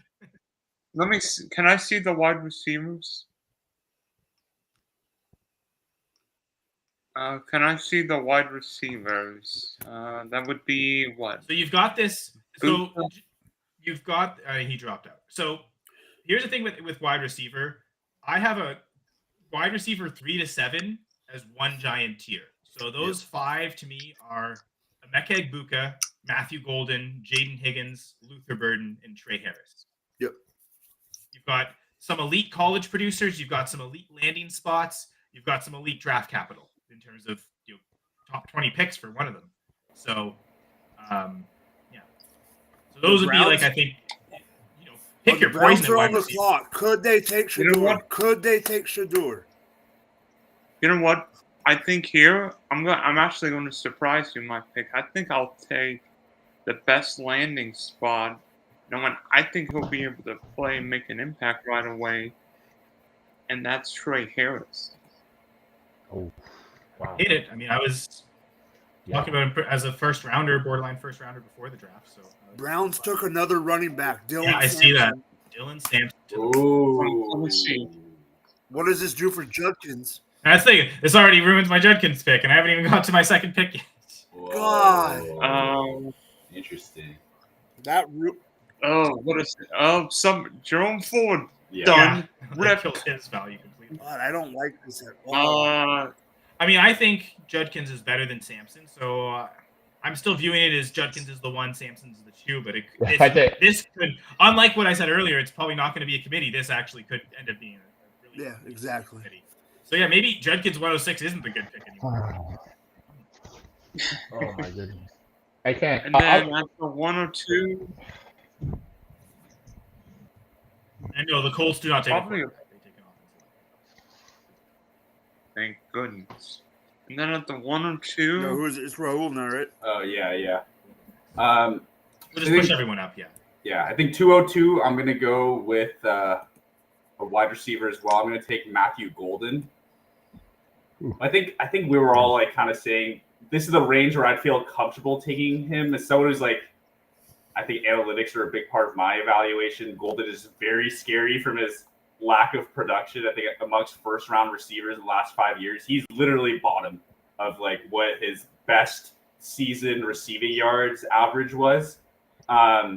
Makes it scary, but with the draft capital and with honestly what is could be a wide open room for someone to come in and be the wide receiver one. Kyle, you can agree or disagree on that, but I think as far as 202 in a rookie draft, I'll go with Matthew Golden here. I mean, round one capital versus what Jaden Reed got early round two, you think the team favors that, but just because the team wants it to be Golden doesn't mean he will. And I think he is still very hard pressed to be better than what Jaden Reed is. I think though, specifically with Jaden Reed conversation, I think Golden has a little more about him to play in two wide receiver sets, and I'm mainly saying that based on the Packers' reluctance to get Jaden Reed on the field. Like at the end of the day, they're trying to win NFL games, not like bump up the stat sheets for all their wide receivers. And if Jaden Reed is just great at what he does in the slot, they're not going to force him out there. But this is a team that uses 12 personnel quite a lot. So I do think Golden will have that edge. And it's possible Christian Watson misses this entire season. Romeo Doubs is good at what he does, but he's a little limited. And Dontavian Wicks is everyone's like a fantasy darling, but has a lot of drop issues. I think Golden really could step in here and be the wide receiver one. In reality, like the Packers, like you're just never gonna know who to start in any given week. But Dynasty 202, I feel pretty good with that kind of value on the first round receiver. So Jamie actually loves this spot for Dylan Sampson, saying that Dylan Sampson and Quinshon Judkins will complement each other very well. All right then. I didn't. So I guess is Sampson really this like kind of close to elite pass catcher? Because I didn't necessarily see that. I didn't see that. He just hit the 20 reception threshold 1 year, and he got exactly 20. And usually that's what we want to see. Like guys get at least 20, and like he hit it, but he just hit it. Sampson got a lot of touchdowns at Tennessee. Yeah. I don't know. I've been hating the Browns a little less with all their picks because each time they don't take Shedeur Sanders, Jamie likes them a little more. Sorry, Gerson. No, I don't know. I think the whole threshold where you have to have this many receptions in college football is a little bit overrated. Jonathan Taylor did reception, and when he catches the ball, he looks okay. Leonard Fournette too. I mean, Leonard Fournette had back-to-back seasons of 50-plus receptions, right? I think it was a 70 reception season with the Buccaneers. It was pretty high. There's a lot of. It would not. What? It would have been. Yeah. No, you're right. It was 10. Yeah, 73 catches. Yeah. So, I mean, I'm not that high on 76 Sampson, with Jags in 2019. So yeah, that's fair. Yeah, I'm not that high on Sampson. I'm shocked that hasn't been called David Martinez. Yeah. I want you. I love David Martinez. I'm waiting for. I'm very high on him, and I thought he would have gone earlier than a lot of these running backs. But they kind of Damian Martinez, not David. Damian Martinez. Sorry. I'll see. Cowboy. If he's a Cowboy, then everybody's gonna bump him up one round in value. Not like on real draft, but like. Gerson, I'll give you credit on Fournette. He did not have a 20-catch season in college, and yet he had 3 seasons in the NFL of 65 or more catches. So, yeah, wow. Your point, it doesn't always translate exactly how it's going to be. I think it's just more about the scheme, who your offensive coordinator is, because we've seen a lot of, I don't know how to, let's see. You remember Michael Turner? I mean, yep. What's his name? Falcons, right? Yeah, Falcon. But he went from the Vikings, and they went to the Falcons. Chargers to the Falcon. And then I remember Woodhouse, I think his name was, or Wood something. The running Danny back. Woodhead. Woodhead, right? Yeah. Ray Garvin's Woodhead. college I mean, teammate. that guy was a PPR machine. I mean, he was a fantasy machine. So it's just all scheme. I think that's what Ray Manning you go to. I mean, right now, I think the best value at running back, like in terms of like changing their value, Harvey. He landed in a perfect spot. I mean, if there's any for that can design a scheme around a running back, I mean, he landed in that perfect spot. I mean, Harvey there, he's probably my biggest riser, I guess you can say, you know. And it kind of pisses me off because I don't know if you guys play in leagues where you draft before you draft. I have one of those leagues. Yeah, well, the one league I had, they decided not to draft because some moron had it paid. I was like, kick him out. Let's replace you can them. easily Like, find someone who will pay right now, Yeah, what's the whole point? That was one of the biggest point I joined the league because of that, you know? So I was pretty annoyed. I wanted to say, you know what? Just replace me. Go ahead and keep the $50. Go try and win the $50 back, and then you can leave after this year. I already won. I won a championship 2 out of the 4 years I've been in. Okay, So, you've I'm already good. established the dominance. That's great. By the way, the Commanders drafted Jalen Lane, wide receiver, Virginia Tech. So he stays in the Virginia, Maryland area. Close to home. And he's got a great quarterback. He's got the best quarterback in the NFL throwing the football. So. And no, Joe Bond from Fantasy Six Pack isn't making me say that. I do actually. But I'm also crazy. So. But yeah, I guess get Mike. You would be up here at the 103 if you want to. Yep. Draft, unless anyone I'm wants staying. I'm keeping the position run going, and I'm going with draft capital as my tiebreaker. Give me a Emeka Egbuka. Nice. Do you have any concerns? Like, I guess just to say my piece in turnovers, I just am concerned with how similar he is in profile to Chris Godwin. That probably is my concern. Now, to a certain extent, does that show that the Buccaneers have a type? Yes. It could say something about his. The Packers have certainly built a recovery, receiver too. core on like the same type of receiver over and over again. So Yeah, I It like could say the guy, something but I about think Godwin's injury. McMillan's the odd man out. Yeah. Sorry, go ahead. Who's also a slot receiver coming out of college. Yeah. No, but I just want to say like they re-signed Godwin, but what if he's not like fully healthy yet, and that contributes to Big Buka coming in. It wasn't a knee injury, so I don't expect. I think it was the ankle, right? Ankle, pretty nasty one. Yeah, like that still could hinder. No, for sure. But to your point, like, we only saw the McMillan breakout after the Godwin injury, so it might be one of those things that maybe it happens in reverse, where you've got to hit it right away before Godwin's back, and then the late season it's not going to be great. In theory, that favors McMillan, who's already done it, as opposed to Ibuka, who hasn't yet. But I think, again, top 20 capital in the NFL draft, you can't ignore that. You get a receiver drafted 19th overall at the 203.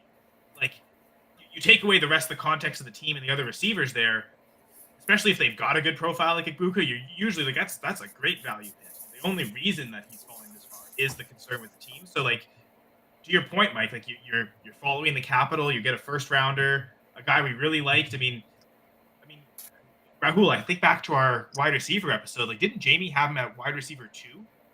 He did, and Jamie just yeah. coincidentally piping in the chat right there. He'll take the dip on Ibuka the way people scared off JSN after his rookie year. Not before, because he was going as the 103 in rookie drafts, but then he failed to live up to that hype, and he was certainly attainable. I think one thing this year's draft has said is it's making me fade the 2024 Washington wide receivers that have come out, all taking pretty significant dings to their value in Odunze, Polk and McMillan all have gotten significant competition. I forgot who they were again. Yeah, does that mean Michael Penix is just way better than we thought, that he elevated all of his boys to like top 100? I actually will disagree. I actually will disagree on a Duzane this year. I think a Duzane will be fine. He'll be on the outside, which is a way better position. Yeah, I mean, we saw him kind of have that role last year, right? Like where Keenan Allen was the slot guy. Is Burden just the Keenan Allen replacement? Now, Caleb Williams threw a lot of targets to that slot receiver, so. But I think ultimately, based on capital, like here's the thing. Like, I really liked Odunze last year, but I like Burden more. Comparing the numbers that I'm looking at, especially the receiving yards per team pass attempt, Burden looks like the better prospect than Odunze. Now, Odunze, I think, is a bit taller. Like he's got the more prototypical receiver body size. Does that influence why the Bears took him the first round last year? But I think the same team taking one guy, I think like 10th overall, and another guy, 39th overall. Really tough for me to take that second rounder over that first rounder, even if I liked him more as a prospect. And maybe Odunze didn't quite smash his rookie season the way we wanted to. It'd be hard pressed to have Burden ahead of Odunze. Like I think it's pretty easily Odunze ahead of Burden for me, even in spite of how much I like Burden. And that's let me ask this. Let me ask this to the room. What rookie pick would you give up in this draft to go get Odunze straight up?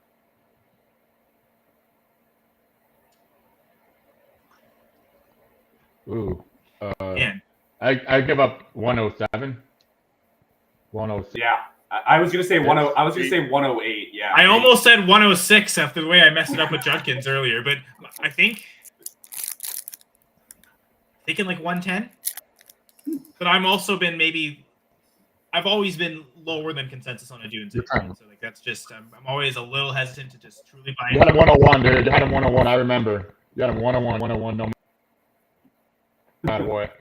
No, I'm kidding. I was the guy saying Worthy ahead of Odunze the whole time, and I still believe that, to be honest. So I don't know, man. I mean, I went and sold the 107 for Worthy, so like in theory, that was also one QB draft. Wait, Mike. Did Worthy get in trouble? Yes. Oh, what other wide receiver got in trouble? Worthy. Was it Worthy? Worthy got it. Then it went away after 2 days. Yeah. Yeah. It basically sounds like Worthy's official story is that the arrest was BS and it's just blackmail leverage on his girlfriend that he's trying to his ex-girlfriend that he's trying to kick out of his house. Yeah, he was squatting in his house. This sounds like Dalvin Cook situation. I don't know if everyone remembers that a couple years ago. There was like a domestic incident involving Cook, and then we all kind of jumped to conclusions, and then it turned out he was the victim. It does feel like I'm kind of assuming Worthy sees nothing, like no discipline. Nope, not at all. Because Dalvin Cook didn't from that incident. So I don't know, unless something completely different changes the equation. It sounds like that was a whole lot of like hype for nothing. I don't want to say hype, but like it was a big story that didn't really have any substance to it. It's not to say that he wasn't arrested. He was, but it seems like the arrest was done under like false pretenses, and it's like no one's considered charges. Like they've just. I think a domestic call was made, and they had to separate him somehow. Okay. Yeah. I haven't heard of any charges being laid against Worthy. So like again, I've assumed it's all just what he says is true, and that it is just this is his ex-girlfriend that's trying to leverage him to stay in his house. Which I think was not quite the exact situation with Dalvin Cook, but it was similar to something like that. Like it was his ex-girlfriend, and he was moving on to a new girlfriend, and she used to live there, and she got kicked out, and she was mad at him, so she went back and like pepper sprayed him or something. Yeah. I remember that, something like that. So yeah, it kind of leaning towards that side. And again, like I don't ever remember Dalvin Cook facing suspension or anything from the NFL's perspective. If there's a chief suspension on the rise, it's still Rashee Rice. Mm-hmm. But we'll see. Hey, first Rashee Rice mention. Who's up right now? I think it would be you, actually, Gerson. Yep. Yeah, it's you. Me? No, I think it's Raul. No, because Jamie's not drafting anymore because he's got to work, so everyone's moved up one. Oh, I thought we were going like team. I'm gonna go. Okay. Loser Burden. No. And it's Yeah. funny. What did I say? Burden. There was 5 receivers. I didn't know how to rank them. I still don't know how to rank these 5. So to be at the 205 and just take the 5th one makes so much sense. Give me Jaden Higgins easily. This was way easier than all my other. Yeah. I should think about this. But this, like, to me, these 5 should all belong together right at this early second round range. I don't think I would take any of them. I gotta be cool to get drafted with your teammate though. It was Higgin and Noel, right? Like they're on the Right same now team? yeah. I guess I didn't think of that. They are on the same team now. They're both on the Texans. Yeah, I forgot Noel was Higgins' teammate in college. I actually really. I just look at the numbers. I really love this for Jaden Higgins. I may not call him on our show, but like he's like almost reminds me of like a Walmart Nico Collins. And Nico Collins is one who took, 2 years to like and the right quarterback to break out. And I kind of like that he can go there. And in a way, like Higgins reminded me of Keon Coleman, where Coleman, like, yeah, he's this big body, but I always thought he could do a little bit better as like a big, like a power slot guy. And Higgins might have that opportunity because Nico Collins is there to do all like the X receiver stuff. So I think this is a great fit. And yeah, it is hard to split these guys, but Higgins is one of my favorites here. And I've kind of been thinking about why is it so hard on these 5? Like why are they so close together and it's so tough to distinguish them? It's because everything is split across the board. What I mean by that, Trey Harris got the best landing spot. And I think to your credit, Dylan, that's why you took him first. You're just like, he's on the Chargers. Give me that like opportunity. Essentially he's got the best quarterback, right? Like where he's tied to Justin Herbert. But Matthew Golden might have the best landing spot because he has the best chance to be a number 1 receiver. But Igbuka got the best draft capital. He was taken first. But then you look at the production profiles, and Jaden Higgins and Luther Burden are the 2 with by far the best production profiles of this whole group. And then on the downside, like Higgins is like the most neutral. He's probably got the 2nd best quarterback in CJ Stroud. He's got the 3rd best draft capital taken. He's got, I would argue, the 2nd best production profile behind only Burden. So he's like almost the safest of these 5, whereas like Golden's production profile is the worst by far. Like, he's not anywhere close to the other 4. But he also maybe is the most likely to be a number 1 receiver. Harris has the best quarterback, but he also has the worst draft capital. Burden has the best production profile, but he also goes to maybe the most crowded landing spot. It's arguably probably the worst landing spot. Maybe you argue it's the same type of principle. So that's why it's all over the place for me, and it's tough to get a read. And because, I don't know, I almost want to say Jaden Higgins is the wide receiver 3 in the class because he's the safest at everything. He's got, of this group of 5, he's got the 2nd best production profile. He's got the 2nd best quarterback. He's in probably the 2nd best landing spot when it comes to wide receiver competition. There's almost no downside to Higgins where he's the safest guy. But is safety really that important in the 2nd round? Are we already to the point where you should be chasing ceilings? So again, I've said that whole spiel and I still don't have a clear answer. And I've really got to narrow down and hammer down this range of receivers. I do think there are going to go similar spot the early 2nd. And for those people with early 2nd round picks, the decision to which one you're going to take is, I think, super. Yeah, so I have no idea. Again, clearly Dylan took Harris first, right? So that's like the only indication we have just looking at the draft board. Before the next person goes, my Kansas City Chiefs just took Jalen Royals. Oh, boy. Oh, no. Oh. I mean, the people already treat the Chiefs like royalty anyway, so now it's this is exaggerated a little bit, don't we? Jersey coming in now. 133rd overall. I mean, you look at any of these 4th round receivers, Royals is easily better than everyone, and I mean, he's probably better than a lot of the 3rd round receivers. Like I'm seeing Kyle Williams and the Patriots, I like that. Jalen Noel on the Texans, I like that. But then he's better than the Virginia Tech guy. He's better than the Florida guy. Like Sala, Bryant, Savion Williams, Ty Felton. I'd probably pretty easily rank Jalen Royals ahead of all of them in spite of in some cases, like with Sala, that's 63 picks later. Yep. Is that the Tesla? Is that Tesla? Is it Tesla? Tesla. Yeah, Tesla. Right. Man, I can't believe Aja Manor or Air Manor is still available. yeah. That's No, Manor. I'm still wearing the crazy. going for two hat. I haven't been Man. able to put on my Canadian hat yet because no Canadians have been drafted. What is going on? Yeah. Air Manor, Isaiah Bond, Greco. Well, talk about someone in trouble. I mean, Isaiah Bond was arrested. Bond's really in trouble. I mean, he's facing a sexual assault charge. So Yeah. I Oh, at this point, I assume Bond's going to go undrafted. Yep.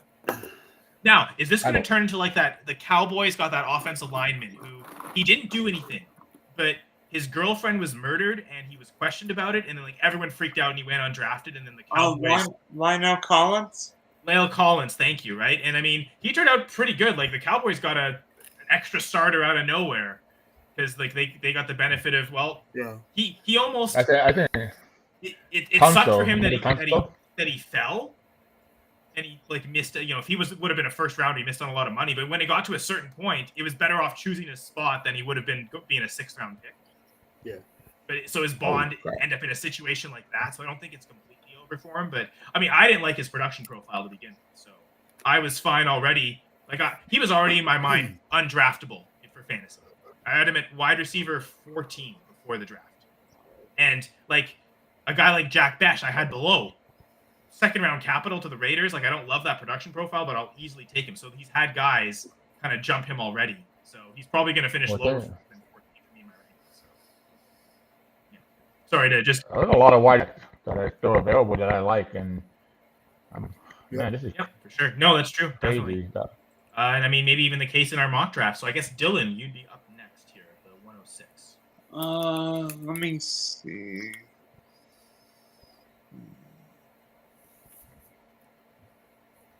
You know what?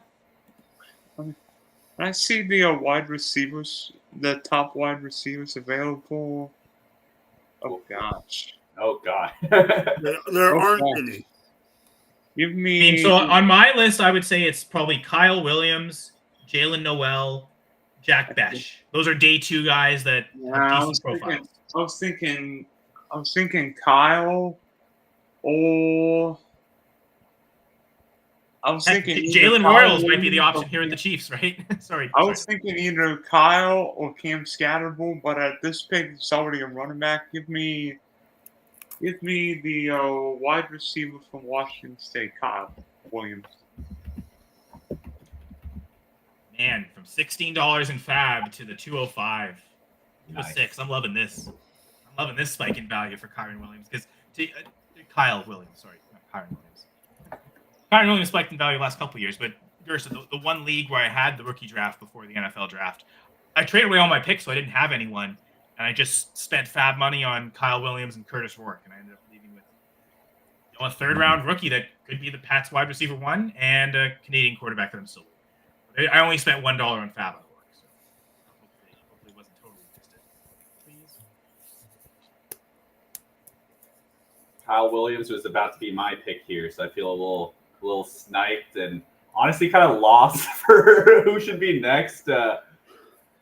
Gosh, I'm still hoping for Devin Neal to the Cowboys or to the Bengals or something like that, and that would be lovely. Again, would love your guys' thoughts on this. Is this like Tyler Shuck range? I don't want to say because I'm after you. So, Chuck is not my QB3. That's what I will say. Yes, I agree. No. I'm going to go really wild with that one. No, I don't think you will. Although, Rahul knows. If you remember the QB episode, you probably know who my QB3 is. Yeah. You know what? I just want to keep it moving along. I'm going to take Tyler Shuck, who I think is going to start games for the Saints this year, and he has some athletic traits. Now, like the worry is like, is he going to be like an Aiden O'Connell who like really like he's a starter but didn't contribute anything for fantasy football? That's the team had so little confidence in letting him throw. Yeah. This could be a very like nothing pick, and I don't know. We might want to like take big swings in the 2nd round, but I think he's going to be serviceable enough. Okay, Jamie, this is way too wild of a take. How can you have a quarterback taken 40th overall higher than the quarterback taken first overall. And don't tell me your first overall hit rates, because second round quarterback hit rates are atrocious. We've got Jalen Hurts, and that's it. So, like, no, Jamie, I will not. I put it on screen. I should actually take it. Yeah, it's Jamie. That's why.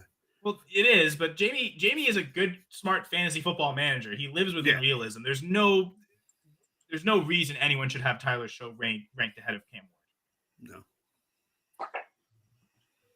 Well, maybe Rahul thought so, and he's so mad at me about that rant that he got off. Sorry. No, we'll assume it. We'll chalk it up to internet. Everyone's trying to log on to talk about fantasy football. I guess Mike, you'll be next, but Rahul returns. Yeah, sorry, guys. Sorry, Kyle. Sorry, Gerson. I think I might have accidentally just clicked you out there. My bad, dude. Fine. Wi-Fi finally gave out. So I'm gonna try this on my phone. I do have to run in 10 minutes, Kyle. So I don't know if someone else could take over the draft board, but I thought I'd hang around like here for the next couple minutes. I mean, yeah, I could do it. I'll just make sure it's done. Here, I'll recreate a new mock and I'll set it off. Put them on. I can tell you the picks too. I still have the board up. I just don't trust my computer for the last 10 minutes. Yeah, that's okay. No worries.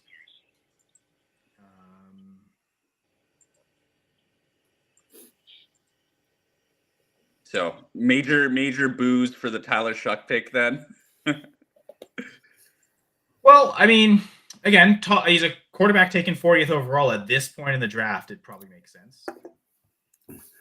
Yeah. Completely wide open QB room. Olave and who's that guy? Rashid Shaheed to throw to. Kamara in the passing game. Could be worse.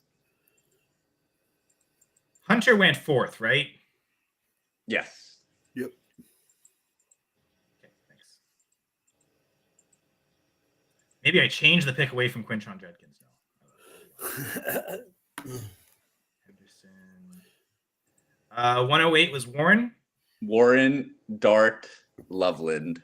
Yeah. Thank you. 111, Caleb. Yeah, I'm still putting Loveland in. But thanks. Caleb Williams drafted again. Good for him. Good for him. And then I took RJ Harvey at 12. Which I'm now thinking, should I have just taken RJ Harvey at 106? It's kind of my thoughts. Oof. I don't know about that. I've got him pretty equal to Judkins and Henderson. So Really? Huh. The Titans just took Io Manor. Ooh. Kyle's getting his hat. He's coming back to the Canadian hat. He's coming back. Oh yeah, I am Canadian. Let's go. I just called it Canadian. Jesus. Hey, Kyle Manor got drafted. And I mean, who the heck was their receiver they took earlier? Never heard of that guy. Like, I think A-Manor's got a great chance to be the wide receiver 2 on this team. And I mean, Calvin Ridley's like 30, so like, yeah. Don't forget about top 4 receiver in the league, Treylon Burks. Top 4 receiver on his team. I mean, he probably is. He's probably the wide receiver 3 there. So it was Golden at 102. Yeah. Harris, Golden, Igbuka, then Burden, Higgins, Kyle Williams.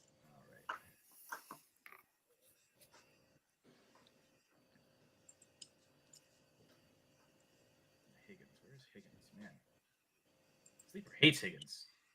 It does. It does. ADP, Jesus.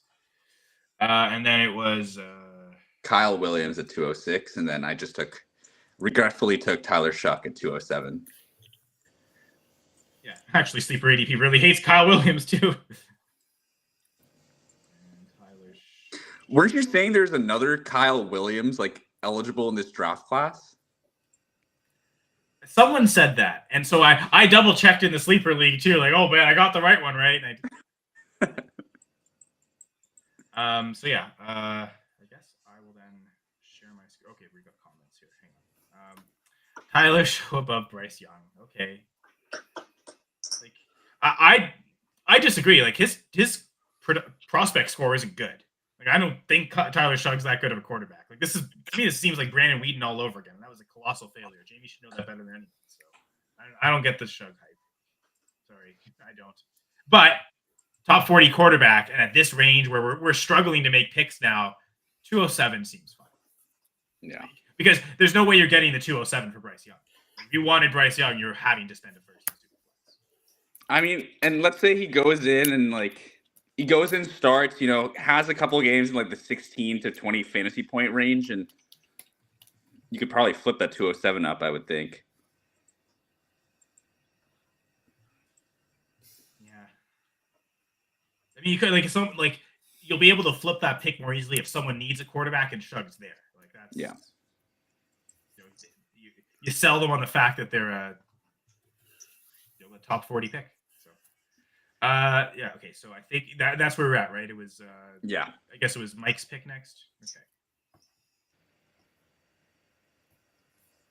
All right, I will do this. Sorry for the comments, Jamie. I'm gonna have to stick here for a little bit. So, Mike, you're up. Okay. So, since we kind of, like me and you were saying, I'm not looking at this as a team, so I'm trying to think of a couple things. There's a player I like more than others. Give me Mason Taylor. Ooh, okay. Tight end 3. And Gerson, you're up at 209.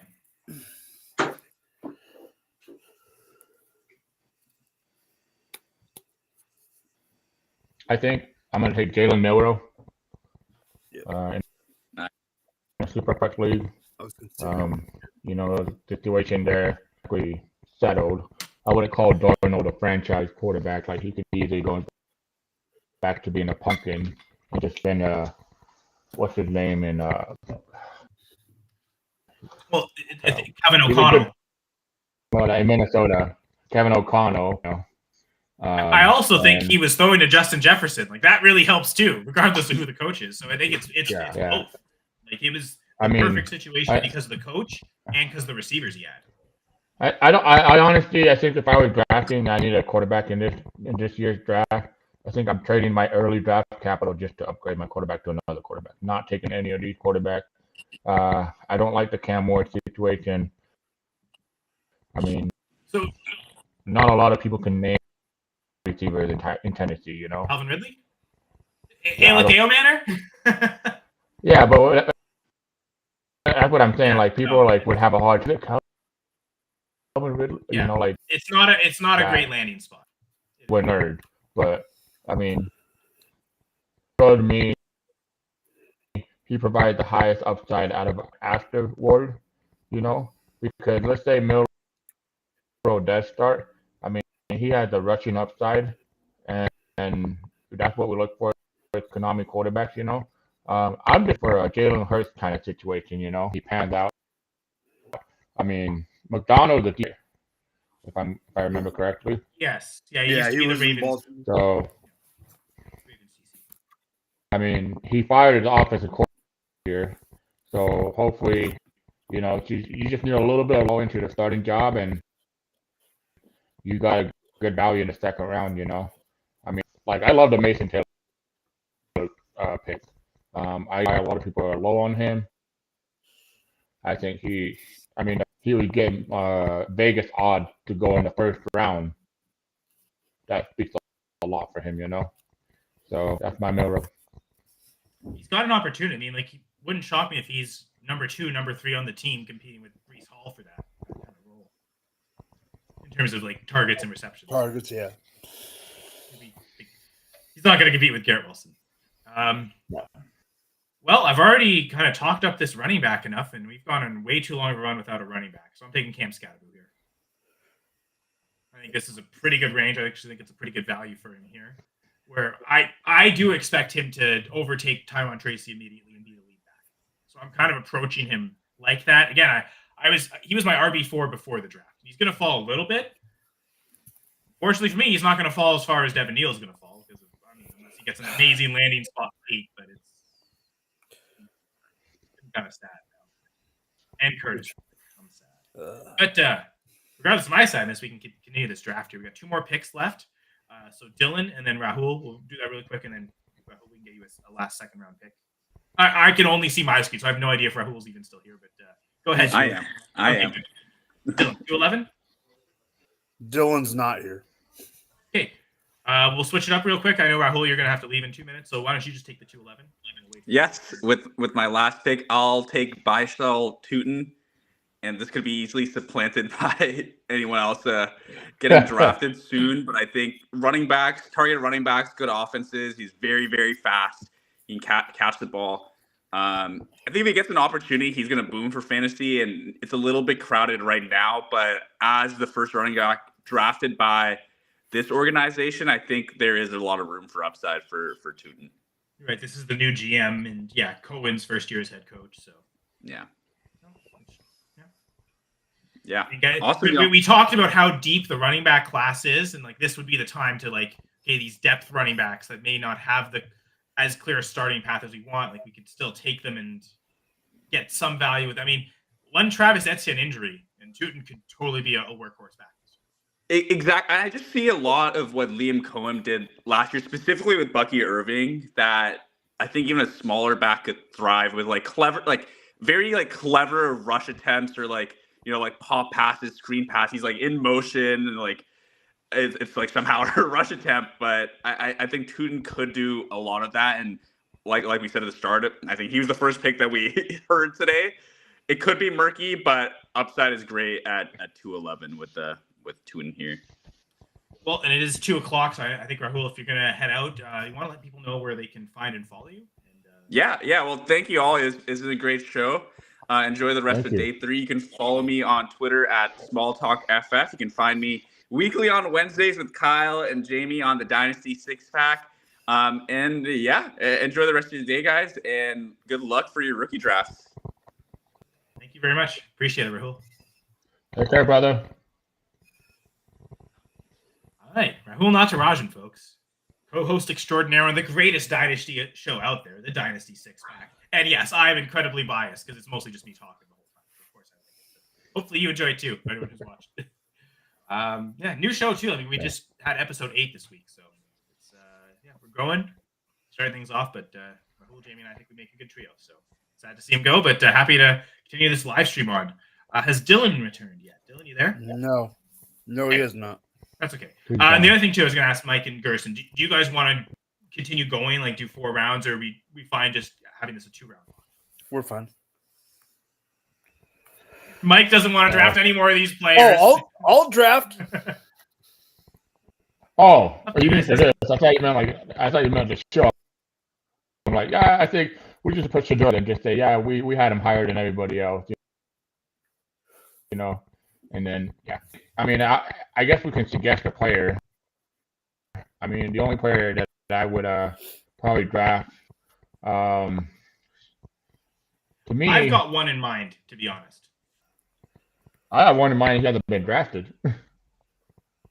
Oh no, I'm talking about a player who has 2nd-round capital that probably should go. Oh, who is it?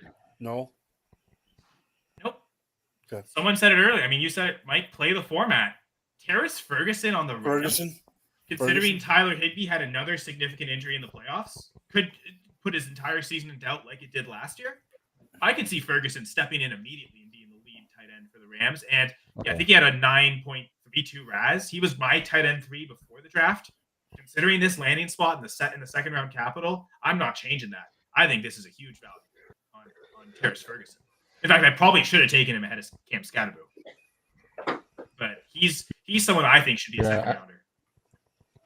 So that's the one name that stood out for me. I think you were thinking Noel? Noel makes sense.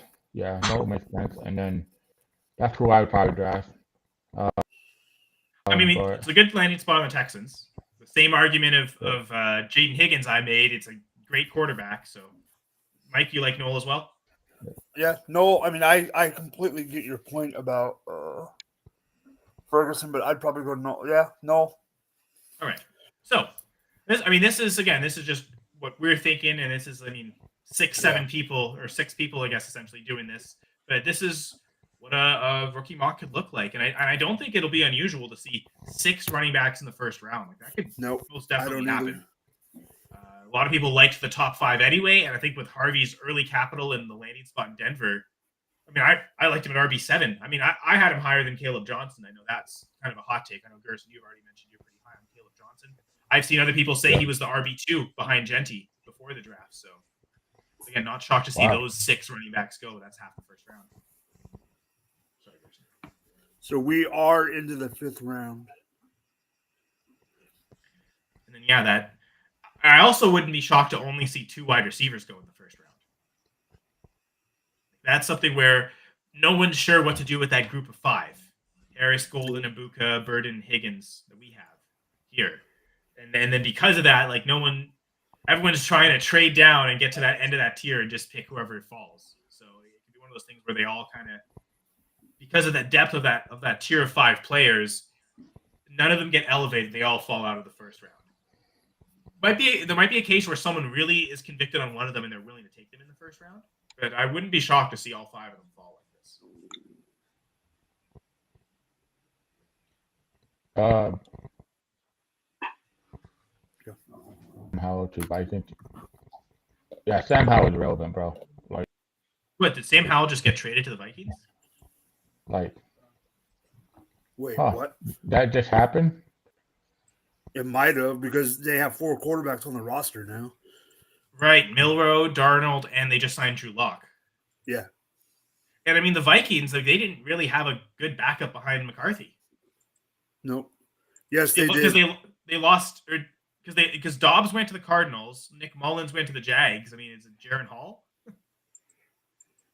Per Schefter. Jones is in Indianapolis, right? Yeah, Daniel Jones. Yeah. So like so the Vikings. I mean, this is smart for them. They needed a backup quarterback for their I think rookie coming off an injury who's never played an NFL game. Like, it's probably smart to have someone with experience there. Yep. Cheap. I think it's the last year of his rookie contract, so they're not paying him much. It's a super cheap 1-year shot, and they'll figure things out. I wondered if maybe they were thinking of drafting a quarterback, and the guys that they liked were taken, and they couldn't. Or I guess maybe your point, Mike, the fact that the Seahawks took Milroe was, okay, we're gonna have to cut one of these guys. Let's trade one away. Let's get something for him. I mean, I'm not sure why they signed Drew Lock. I don't either. That. Like that, I don't know. I don't know that Drew Lock's better than Sam Howell, but it also feels better now because Milroe's there. I completely think that Sam Howell's a better quarterback than Drew Lock at this point, hands down. I mean, Howell had trouble against pressure, taking too many sacks, holding on to the ball too long. But I also felt like that was kind of Locke's problem too, right? Like, he wasn't great against pressure. Good deep arm. Like if he had the time, he could make the deep completions. But yeah, I mean, they're both in kind of a range of QB that's not that great. And yeah, I am just a little surprised that there was only 3 tight ends taken in the first 2 rounds, considering the tight end premium and considering that we had 5 tight ends get, I think it was top 60 capital. Yeah, I think once things shake out, I have a feeling your pick might start sneaking into the second round, which I have no problem with. I think the one that I'm scared of is I think Elijah Arroyo is another one to bring up going to Seattle because they don't have anyone there. I think people will be scared of probably. Yeah, I mean people are going to be. Yeah, but people will be scared of the Arroyo or the Fannin pick just because of Njoku and what's going on in Cleveland. And as of this point, do we even know who their starting quarterback is? No.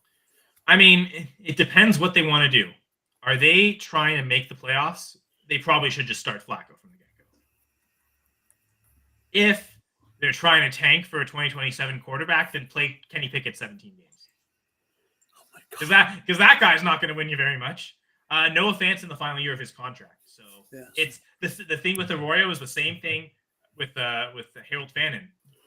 Njoku and Fant, both in the final years of their contract. Yeah. It's just the only difference to me is that Fannin is behind a better tight end than Arroyo is. Yeah, I'll give you that. That Njoku's better than Fan. Yeah, but I guess even if with this range of tight ends, we're not really making the year one bet. This is the this is value. This is a long term. Yeah, you're not so you're splitting hairs on. You might favor Arroyo, just a better chance to produce year one, but I think both have pretty good chances to produce in 2026. Yeah, I would agree with that. The one thing that scares me is that we didn't have a RAS scores for a lot of these guys. We got one for Fannin, though, but it was a 7.77, which is good, but it's not great. So it's tough to know what to do with that, right? Like, is that better than Arroyo not having a RAS score? And I guess that's what's kind of... I think ultimately the fact that Arroyo got second-round capital and Fannin got third, that more than the Njoku Fan thing is going to lead me towards Arroyo more as the tight end 5. So the trade is Sam Howell and 172 for 142. So the pick that is up right now. Okay. Oh, also last pick of the 4th round was also wide receiver Jordan Watkins to the San Francisco 49ers. Who? Again, another guy. There are several 4th round wide receivers I've never heard of. So it's par for the course. This is crazy. What's crazy specifically is Why did they hit one that you think David he's falling. Martinez? I mean, other than Sanders is falling so far that it's nuts that he hasn't been taken.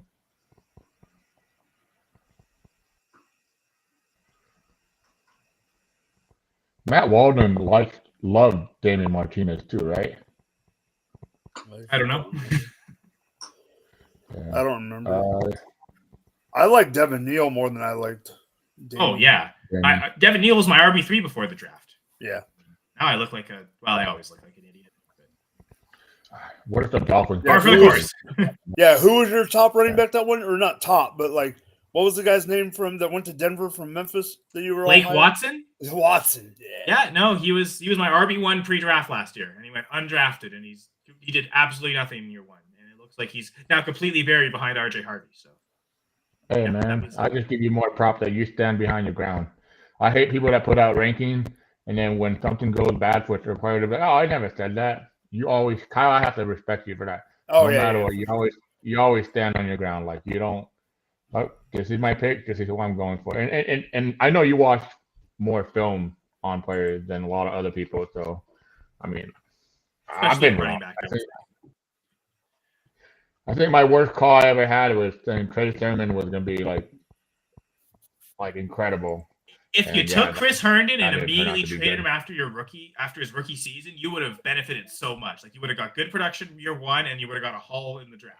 So if you drafted him in the rookie draft, you probably benefited, but you had to get out immediately. Like as soon as that first season was done, you had to get out, and you would have profited. That's the key with players, right? Is as soon as a player does something unexpected, like more than we expect production, we want to then just keep them. But that should be this time. That's when we need to sell them because that's how we get the profit. Keep the machine rolling. And Herndon might be a really good example of that, right? Great rookie season, and we just expect, oh, well, if he did this as a rookie, he's just going to continue to develop, and then injuries, and he just never came close to reproducing that rookie season. But yeah, what I should have done was stuck with my tape grade evaluation, which was Ray Davis was the RB1 in the class. But I was sucked in by Blake Watson's college production. He put up like 1,600 scrimmage yards per season or something. It was ridiculous. Like it was 1,400, 1,500. And I bought in too much to that. I should have stuck with the Ray Davis conviction, not that he ended up being the RB1. It was Bucky Irving all along. Brian Ford knew best. Dynasty 5, and Brian Ford had a really great stream last night for the second half of the second round. What did they give up for what's called the quarterback? They just paid Mike, can you read that over again? I think you were reading it just before. It was Sam Howell in his 7th for the 5th that just happened. So Sam Howell will start for 3 weeks, and then McCarthy will play. I mean, I'd imagine because McCarthy's injury was preseason last year, I'd imagine he's good to go week 1. Yeah, I think if they just didn't have another QB, right? They were always planning to probably draft one, And this opportunity came up, and they thought Howell's better than any quarterback we're going to draft at this point. AKA Howell's better than Shedeur Sanders. Well, it's like, could they have taken Sanders? Yeah. To me, that's like one of the worst spots if you're afraid of the controversy. Because unlike other places he'd go to, you have nothing to stand a leg on McCarthy. Like, he hasn't done anything more than Shedeur has in the NFL. Like, he's had a training camp last year, and that's it. Like, he has nothing to actually produce and go for it. And you took this kid 10th overall. Well, you think he played in preseason, didn't he? Yeah. Yeah, because I think he got hurt in the preseason. Yeah. So I think he might have played one preseason game, but you don't have any actual regular season games to stand on. Like, he's got the real life NFL experience. He knows what this is. So they're both just starting from scratch, and that's where I could see the controversy really hitting. Well, the Browns just traded up to 144. Oh my God! Have they passed on Shedeur like 7 times, only to now take him here in the 5th round? I think they're doing it just to make Jamie pissed off. I don't know if he likes Sanders or not. Oh, no. He'll be mad if they take Sanders. He probably legit wants Curtis Rourke or Tyler Eldersma over or Will Howard. Sure. Because of Ohio State. I just want them because they're Canadian. Yeah. Crazy Canadian Kai over here. Crazy Canadian Kyle.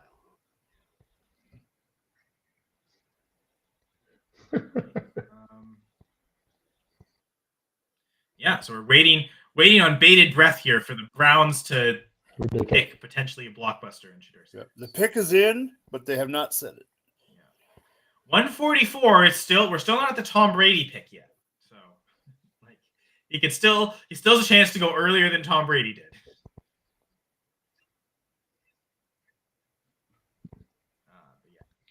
Imagine how dramatic that would be. Who has 199? That's a 6th rounder. I'm checking just to be curious. Yeah, check. I'm curious. Oh my God, it was almost the Packers. No, 199 belongs to the Chargers. Packers are 198 though. So if he goes 198, oh boy, controversy in Green Bay. Because Shedeur is probably a more accurate passer than Jordan Love is. So and healthier. Oh well, I mean, I think by this point, Love's knee injury is going to be fine. But certainly by the time the season actually starts. But yeah, last year was kind of a wash. I mean, they made the playoffs, but it was definitely. Was it his rib? Oh no, he had a bad knee injury week 1 against the Eagles, and it just affected him all year. I think he might have dealt with. I think he dealt with an ankle injury that was a pretty severe sprain at one point as well. But I think the ankle. I think they said the ankle was because of the knee. Well, it's like he mentioned late in the season that the knee was still bothering him. It still wasn't 100%. So it just kind of. I mean, when it first happened, we were all fearing the worst. Like, did he tear his ACL? Like, did he have ligament damage where his season's done after week 1? And he only missed 2 games, so that like Packers fans were, oh yay, it's not a full season of Malik Willis, which was fun while it lasted. I mean, they were 2-0 with Malik Willis as a starter. Now, if they had started the game against the Bears at the end of the season, it might not have been the case, but he also might have won that game if he had played the whole thing. So, Browns suck fecal matter as which, I mean, to be fair, is the Browns, right? Is this the mass panic of, again, I mentioned this, I think, on a stream last night. The scene in draft day, right after they pick Vontae Mack, the Browns fans kind of in the stadium, but also at like they showed footage of like Browns fans at a bar in Cleveland. They're just distraught, like they can't believe it, and it feels like that could be like actual footage from Browns fans at any given point in their history. Just mass chaos and panic, and it could be for anything. It might not even be for a draft, but like that's probably legit actual footage. Is my take. What was the say, like the factory of sadness that is the Cleveland Browns. Hold on. I still don't have the official confirmation of the pick, but I don't have the confirmation. Holy cow, Shedeur Sanders is finally a Cleveland Brown. After they took Dylan Gabriel. And that's the guy I was thinking That's the guy I'm thinking as the QB3 right now. He actually had the best prospect score in my prospect rankings this year. And because he had 155 passing touchdowns in college, he is the second highest score ever. I still don't see it officially yet, But It hasn't been official, but Sleeper posted it. Yep, Shedeur Sanders. Yep, Jamie just said he's done with the Browns. Well, Jamie, come be a Hamilton Tiger Cats fan. Bo Levi Mitchell's there. That's it. And yes, NFL.com officially posted it. Yeah, I see it. Shedeur Sanders to the Browns. We all thought weeks ago we thought this was going to happen at second overall. The Browns fooled all of us because 142 picks later. They've got extra first next year. They got all this stuff. They were able to fill a bunch of holes and still get Shedeur Sanders. But I just don't understand. I mean, I get it. Why not just take him where you took Dylan Gabriel? He's happy right? being That's what I don't know. It's pretty messed up. Jamie, take that back right now. I think it's just Dylan Gabriel. Jamie, take that back right now. You got company with Jamie. Hey, Jamie, you should be a Jag fan. If we suck this year, you might get Arch Manning. Well, that's the thing. Not the Jags, the Browns pick, right? Well, so shouldn't he be an opposite of a Jags fan? Shouldn't he be rooting for their demise and the Browns get everyone against the Jags? Hey, the Browns might get the first and second overall pick this year. This is what everyone was expecting to happen to Cardinals. And then they're going to take Arch Manning to team up with Dylan Gabriel and freaking Shedeur Sanders. Well, I mean, Shedeur seems like he wanted to go to a place where he, changed the culture, right? I mean, is there anyone who needs more of a culture change than the Cleveland Browns?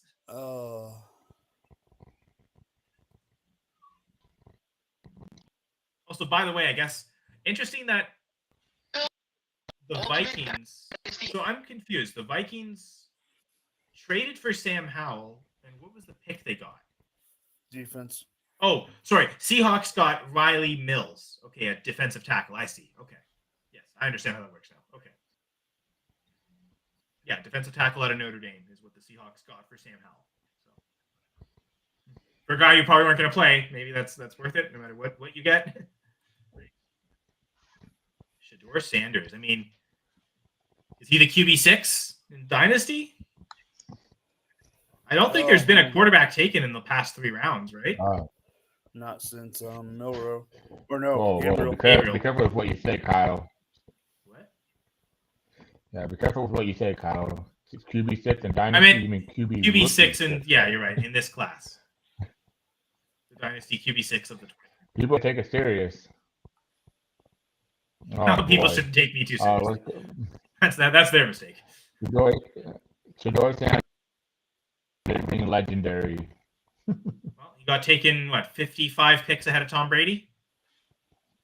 Most people can't try 55. Certainly Sammy Hagar can. Well, Brady West, everybody knows who Shedeur Sanders is. For sure. Yeah, it's different when you're your jersey's just been retired by your college school versus Brady, who was the 3rd stringer at Michigan. By the way, Tom Brady won the Orange Bowl against Alabama. The only other quarterback selected 144th overall in the common draft era is Sam Howell, who was just traded. Oh, man. Who will get more? Are the Browns cutting Pickett now? I mean, I don't know why you would. Oh, shit. How many quarterbacks? He's still on a rookie contract. He's so cheap that you're not really saving. They have 5, including Voldemort. Yeah. No, that's true. I made this joke last night, or was it this morning, where Voldemort's this psychotic murdering wizard who's kind of like the mudblood thing. He's kind of a little racist, and he wants to dominate the world. Voldemort really isn't that far from Hitler, and yet calling Deshaun Watson Voldemort's probably an insult to Voldemort. That joke never gets old, I guess. That's all. No, I believe. Anyway, humans are horrible. Except that these 3 lovely humans here with me, they're all amazing. I guess I'm not Deshaun Watson. Oh. I cannot believe. I can't believe this just happened. That Sanders fell. Is this the 5th round? What round is it? 5th round, yeah, we're in the 5th. 5th round, and I mean, what and to go to that team who's already taken another quarterback is the crazy part. And had another quarterback back to 100 $1,000,000,000. So does that mean does that mean Kevin Stefanski's days are numbered as Cleveland's head coach? Or does he get the longest leash ever? Because like He gets the longest leash, and the front office is admitting, sorry, dude, we are really messing this roster up for you. It's not your fault. Because I mean, like, if they wanted to pin it on him, they could have already fired him. So the fact that they haven't yet tells me like the GM is really taking a good look at, man, we've messed this team up for you. Like, this is nothing. None of this is Stefanski's fault, and because it's not his fault, they're accepting that they're just gonna keep. Eventually, we're going to get a quarterback, and you're going to be the coach to coach that quarterback. Is kind of, I think, what they're going with. Now, if they get that quarterback and he doesn't have a good season year one, that's when I could see them deciding to fire him. Because, of course, what's better than a rookie quarterback coming in? The only thing better is having to learn a new offense in year two, right? Oh, man, we love it when teams do that. No, this coach has failed so badly that we're taking a quarterback first overall. Let's keep him on and give him a chance with this quarterback. That usually never works. But again, are the Cleveland, the Browns are maybe saying it's not because Stefanski's failed. It's, in fact, when he had Baker there, we had success. They won a playoff game. Like, maybe that they're focused on that more than the shortcomings since they traded for Deshaun Watson. So I don't know. I don't know how long he is for that job. Well, you certainly think, though, if Stefanski gets fired by the Browns, he's going to be pretty highly coveted in that next cycle. Hey, Stefanski, come here. We aren't a complete clown show of an organization. That's just what's your favorite thing? The whole standard. Sorry. Go ahead. No, I think Sanders at the 5th round is a great value. I can't see him being an elite quarterback, but I can see him being like Geno Smith, like I said the whole time. I don't really consider Geno an elite quarterback, but if they're trying to find a way where, they got a 1st round pick next year from the Jacksonville Jaguars. I believe they also traded out in the 2nd round, and they picked up a pick or something. I mean, they're trying to accumulate for the future. They're preparing themselves for the whole Deshaun Watson, like, we can't trade that contract, By the way, I mean, the only way they can trade that contract, you do a Brock Osweiler deal. You're giving up picks to. Yeah. What's up? Go ahead, Dylan. Yeah, to trade that contract, and you got Sanders. That allows you to build around a rookie contract. Let's say he does pan out. But I'm pretty sure there's a team out there that would take, John Watson just to eat that contract, So I don't think they'll give up a 1st, but they'll probably give up like a 2nd or a 3rd or something like that. But it just, I think the Browns are probably in the weirdest situation because you have a good coach. You just don't have good roster construction because you have an elite player in Myles Garrett. You have mediocre players or above average players like Jerry Jeudy and Joku on offense, and then 13 running backs that they have now. And 5 quarterbacks. Your defense, I like to call him Jake. Yeah, that is crazy. Aiden. I mean, that whole franchise is right now. It's in it's in a flux. Like they got to figure out what they're gonna do. How $100 million. I think they did the right thing by getting Sanders. So hopefully it works out. So looking at Watson's contract, he just has 2 years left, but they can't cut him in either of those 2 years. Next year, his cap hit is $80.7 million, and the dead cap's even higher if they cut him. So they're kind of like they're still stuck for 2 more years. I mean, this year, I think that the solution is you just put him on IR, and you save that cap space, and you can use that towards next year's cap space to absorb that cap hit. But I mean, who's trading for an $80 million cap hit?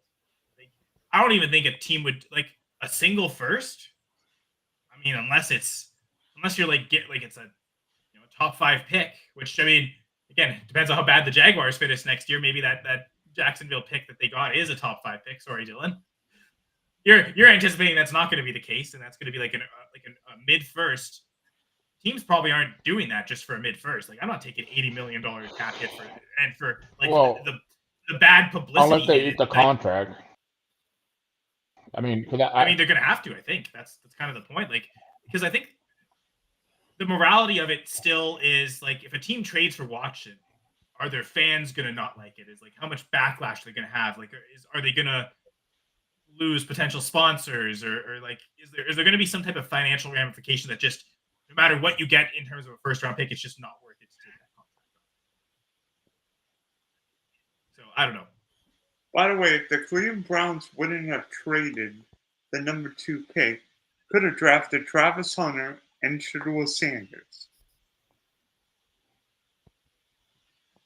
Yeah. No, you're right. But getting that first pick next year is the biggest thing. Yeah, no, for sure. That's why they did it, right? I mean, it's funny how it now makes sense how vocal they were about Travis Hunter. Oh, he's amazing. Like, this is what we're going to do with him. Like, why are you revealing so much of the plan? It was to garner interest so someone would trade up. So it was actually push up, yeah. So the 49ers drafted Jordan James, running back out of Oregon. Hey, they didn't spend a 3rd rounder on a useless running back this year. I love Jordan. I mean, not love, but I mean, I like Jordan James, but is this this is the first running back taken this round, I believe. Yes. I have a lot of 4th rounders, actually. Six running backs taken in the 4th round. So interesting to see if this is another round with those types of runs. Guys, I think I'm gonna bail. Thank you for this stream. Maybe we can get. Hey, Jamie, we've got to get together for some best ball drafts this soon.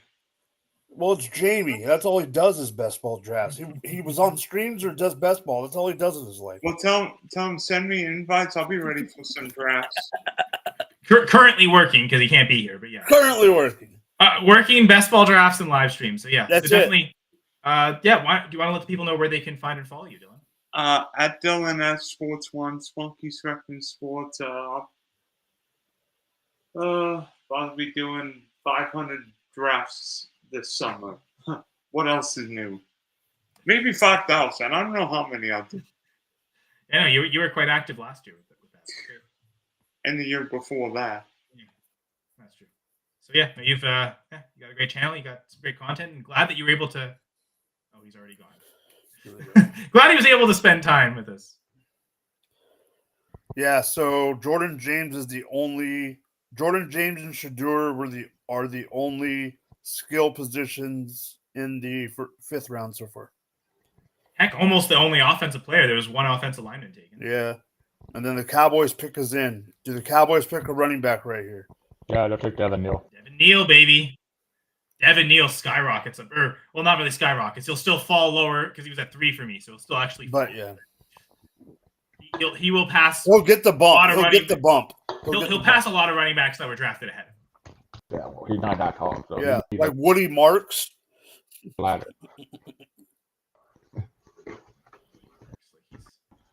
Dude, Woody Marks is a satellite back. Yeah, Woody Marks and everything. I don't think he's good at and there's a running back right after him. Yeah, Samson.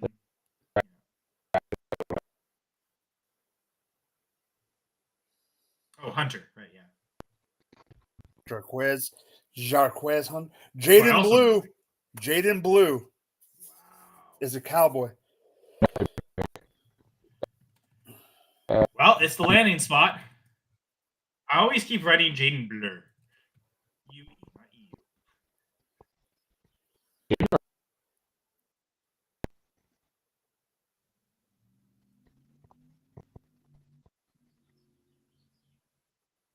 I think it's Jaden. Jaydon. There's a lot of Jalen's in this draft, though. Like, it's crazy. I may have said it accidentally.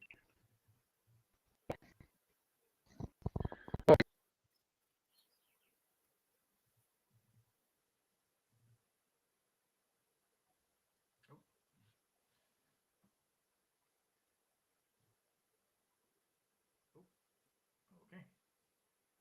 Well, This Gerson interruption is brought to you by some internet problem somewhere in the world. Yep.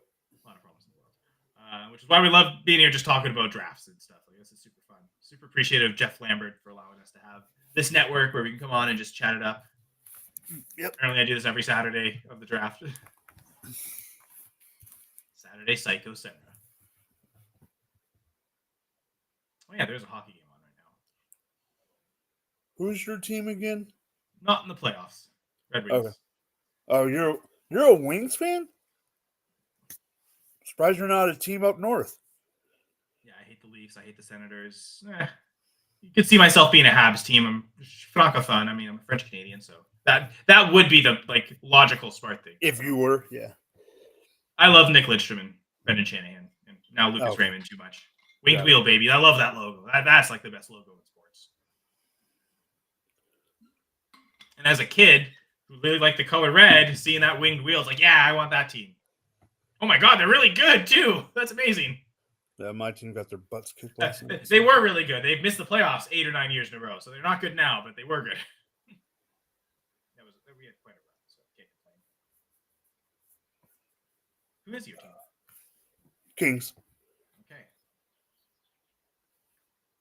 Being from California. Right, yeah. For some reason I was thinking Colorado, but that's Gladys.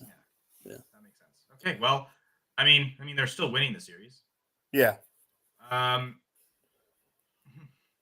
Jamie likes his draft picks. Okay, so the roll 07. Thanks for joining us here. And got Judkins at the 107, Ted at 105, Golden at 108, Milrow at 103, got Savion at the 305. I'm waiting for Ollie Gordon to get drafted before I select him at 306. Thoughts on my draft? So I guess my first question is, how long can you wait? How long is the timer? Yeah, I like Ollie, but I thought he would have been drafted before Woody Marks. So I don't like the Golden pick at the 108. That's the one that stands out to me. Packers fan too, but I don't know. I guess I'm. Hey, I like. So the whole spiel, the role earlier was, to me, Golden's in the tier of 5 wide receivers. It's all those guys drafted around him: Ibuka, Golden, Higgins, Burden, Harris. Like those 5. Well, I also don't like him drafting. I don't like him drafting Savion and Golden either. Well, honestly, forget Golden. I just don't like drafting Savion. Period. Was he a day 3? I guess he was a 3rd rounder, but a late 3rd round receiver. I'm kind of like, no thanks to that. Like I made this point earlier. Like I really only think there's 10 wide receivers worth drafting. I would have rather just, whether it's Ollie Gordon or another running back, I would have gone RB 305, 306 personally. So yeah, no time limit. Yeah, no time limit. I would have waited on the 305 actually, and then really man. Because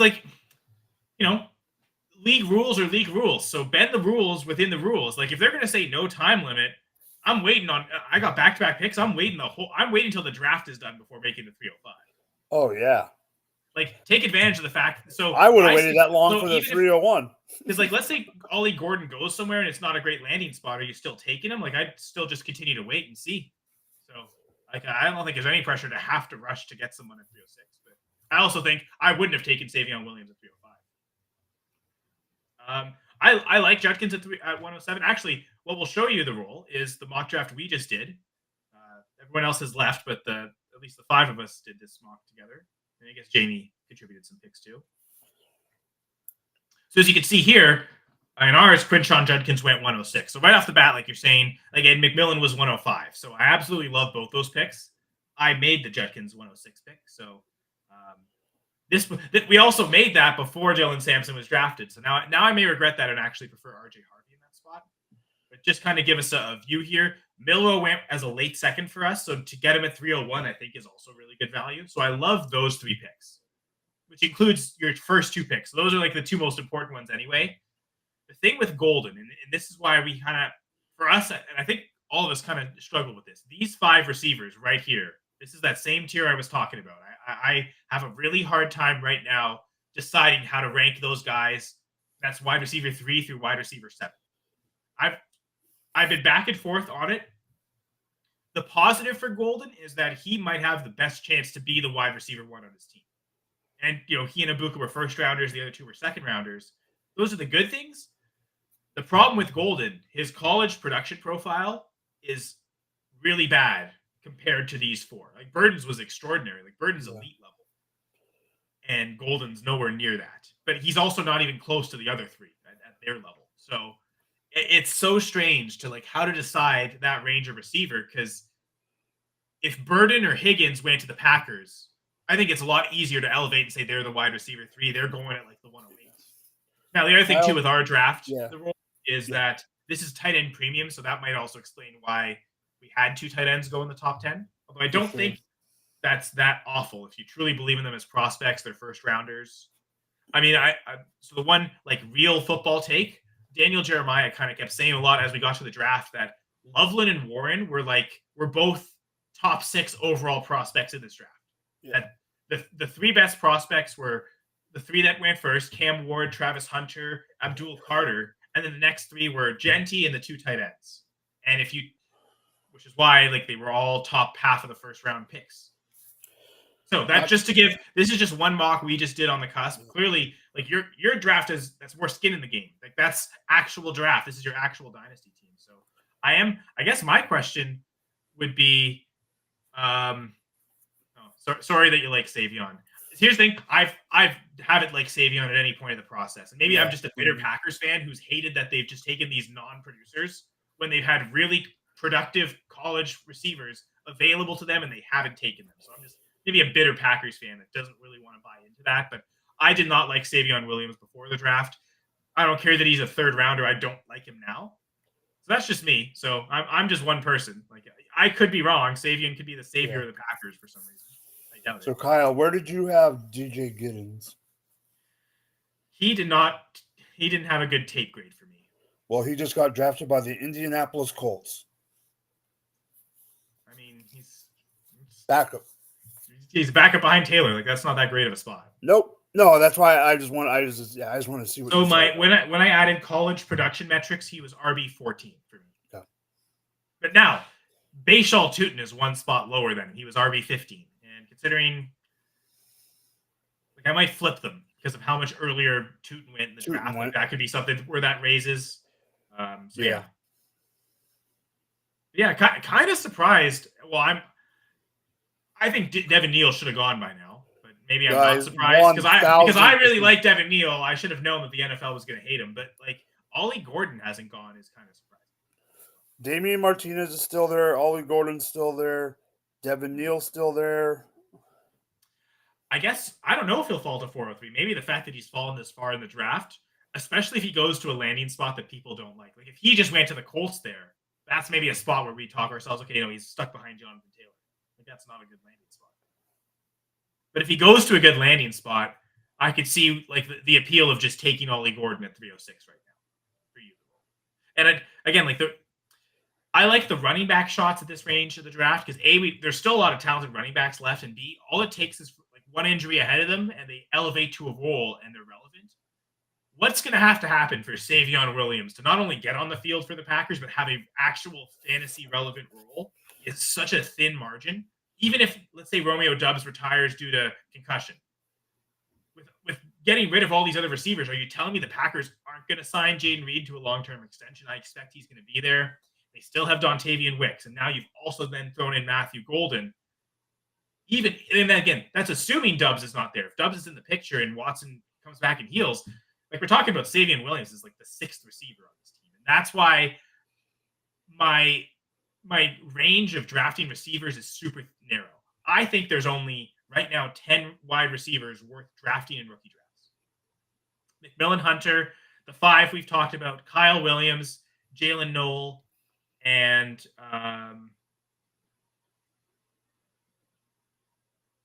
Jalen Royals. I guess Alec Aomanor too. So now we're kind of up to, I guess that would make it 11.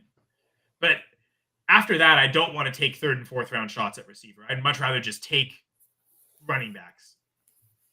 Ooh. Dart at 212 is super late. That sucks that you got sniped. So sorry. That's crazy value. I mean, we had him as a 1st rounder. I think he should be a 1st rounder in Superflex drafts. Yep. I'm assuming this is super. Wait, He didn't say it, I don't think. no. I just assume super flex. Yeah, I suppose if it's not super flex, then I get the Matthew Golden at 108. Yep. But I'm kind of also in my mind assuming a couple quarterbacks. But yeah, I mean that's crazy value for Dart and super flex. I think he should be a first rounder. He's a first round quarterback in the NFL draft. The guys ahead of him are on 1 year contracts. He could easily be the franchise QB from the Giants starting next year unquestioned. And I think he's got a good skill set. He can run. I think he's got a kind of once he produces has a safe floor, but it's just right now the safety of it is super flex. Yeah, that's crazy value on Dart. I'm so sorry you didn't get it. That sucks. Yeah, 301 Jackson Dart is ridiculous. I still think Milroe's value there too, though. I don't have the biggest faith in the world in Sam Darnold, so there could be a shot of Milroe starting as early as next year. Heck, I mean, an injury to Darnold, he could start this year. Heck, Darnold plays so bad that maybe they end the season with starts for Milroe. Yeah, DJ Giddens to the Colts. Thanks, Mike. Yep. And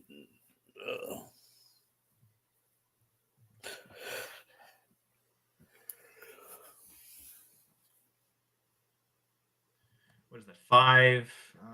151 overall for Giddens.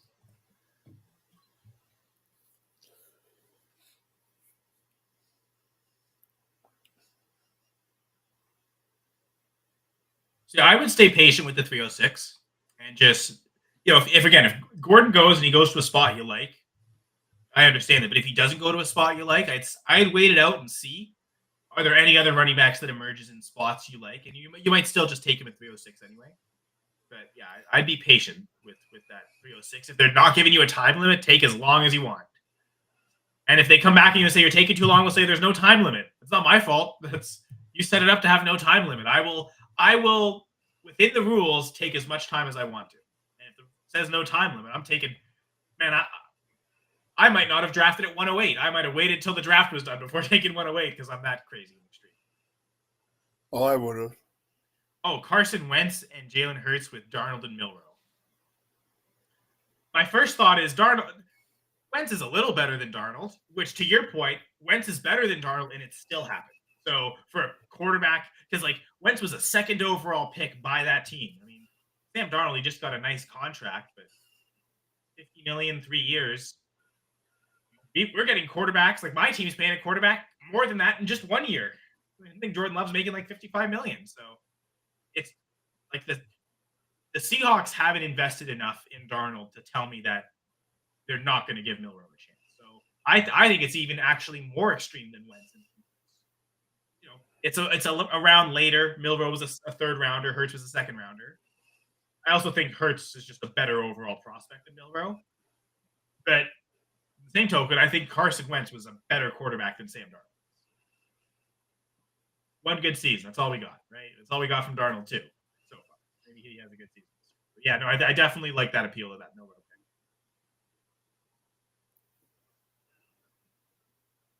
Back-to-back guards.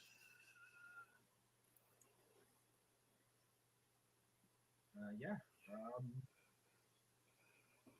Sort out some of these teams. Nothing so far. I've got my spreadsheet that I'm trying to just keep on track throughout the days. Forgot to put Manor and Noel in. Or Royals. For your grading? Well, just in my rankings, I rank them all in a spreadsheet. So yeah. Just throwing in now on the draft. I've got a draft page for all the players, but I'm also on the individual positioning pages. I want to throw in the team landing spot in the draft capital in there too. So just kind of copy paste and stuff as we move along. I forgot to do it for Manor and Royals.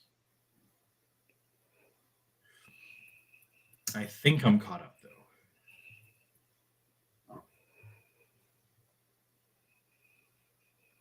Yeah. Okay, we're good. Who's getting Gordon? Yeah, I don't know where he's going to end up. I mean, I had Devin Neal and Ollie Gordon as top 10 running backs before the draft, and they're still just falling. I mean, we're at what? RB 6, that's 12, 15. We're going to be, the next RB taken will be RB 16 in the draft. So, yeah. All right, what's Jamie saying now? I love it. Don't eat. Don't. Oh, right, God. I'm not putting the comment up. No, I'm just kidding. Sorry, No, sorry, you Mike, I can't. have to. No, you can't. With the Bears taking a realize tight end when they already have a good one, a wide receiver when they already have good ones, ignoring the running back position because they already have an elite one. Yeah, they have DeAndre Swift. Thank you, Kyle. I mean, All right. Hey, look, not as much as Jamie. I do really like Roschon Johnson, though. But yeah, it's Jamie. But He loves DeAndre Swift is better than Roschon Johnson. Let's not mince words about that. All right, so I'm going to steal the show for 30 seconds. Oh, wait. Do we have the cheat of the week? No, the Chiefs just traded up to this pick after Miami. I'm wondering if we take a running back here. Devin Neal? Devin Neal not only falling far to devastate me, but mess up my Isaiah Pacheco share in a salary cap contract. That would be. I just have this feeling that why would I mean, I might be wrong, but maybe this is Ollie Gordon here to answer the rules question. Yeah. Sorry. We did trade up. We traded up from, I think, like 6 or 7 picks. Yeah. Pick is in. Uh-oh. Uh-oh. What is this, the Browns? You're dreading every pick like Jamie was? No, I'm not dreading. It's just like, I don't know who we're going to take. Every single time I think we're taking someone or even close, like when we took the defensive tackle from Tennessee, I was like, wait, what? But with our track record lately, I can't knock anything they do. So, I mean, getting Isaiah Pacheco late, I can't knock that. I was going to say, being that close to a three-peat, you really can't knock. Well, I know, but I'm saying with that got me scary close. Like, as a Packers fan, I was very afraid that the Packers were going to lose that status as the only team with a three-peat, and they have multiple. So, thanks, Eagles. Never cheered so hard for the Eagles. Certainly not this year when they beat up the Packers so much. Nope, we got linebacker Jeffrey Bossa from Oregon. Bosa? There's another Bosa? It's literally it's Bassa. It's confusing.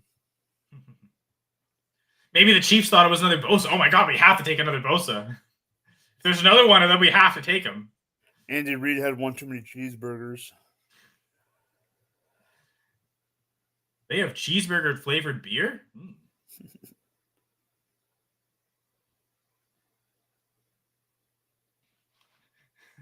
Cheeseburger flavored seltzer. No, Andy, don't. You've already had 10. You know what? Let's draft Clyde Edwards-Helaire again. Can we draft him again? Pat wants him. Okay. Your team has been way more successful than mine, so I feel like I can make. No. I'm still upset about that because going into that draft class, I was clamoring when I heard they traded whatever. I was like, DeAndre Swift. And when I heard freaking Clyde Edwards-Helaire name, and then you have DeAndre Swift and JT in that draft, what the? I mean, I thought Dobbins was also far superior to Edwards-Helaire. I thought those were pretty elite. I agree. And I think I remember having Clyde as my RB5 before the draft, so I thought he was pretty good. I didn't think it was like a huge thing to elevate him from 5 to 1, but yeah, Swift, Taylor, and Dobbins in that order, I all have really elite tape grades on. So yeah, no, and it's funny that Swift was also the one I had the highest grade on. So, oh, the Lightning have a lead. That's nice. I picked them to win the cup in my bracket, and now I look like an idiot when they lost their first 2 games at home. Again, I will make myself look like an idiot so often. All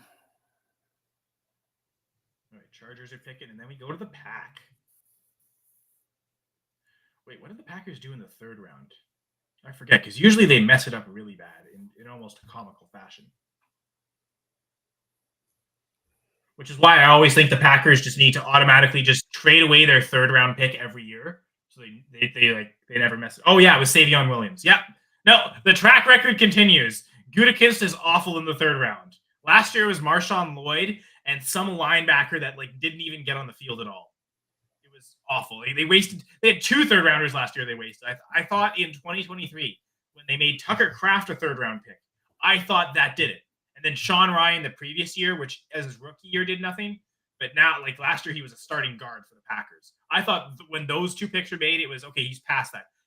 The curse is over. Gutekunst can make 3rd-round picks. And they double down last year with 2 useless picks. And then Savion Williams this year. It's back to Gutekunst just awful in the 3rd round. So I can't possibly be that disappointed with their 5th-round pick. So that's good. The floor is at a certain level for me here. And that's my rant of the week. I will make that rant every draft week about how the Packers are just awful in the 3rd round, especially when they continue to be awful in the 3rd round. Why would you give up? Who did they trade? They traded Rasul Douglas for a 3rd. As soon as I saw that, I was distraught. Because it was Rasul Douglas, and he's an awesome player. And I knew you were going to mess up the 3rd-round pick anyway. Which, to be fair, I think that one they didn't. Because I think that pick ended up being Sean Ryan. So okay. They got lucky there. What was the O for? Like me? Kyle's still ranting. Yeah.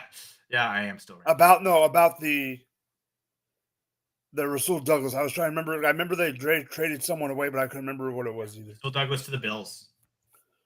I think he's still in Buffalo, isn't he? I think so. So yeah, they've managed to maintain him long term there. So they got the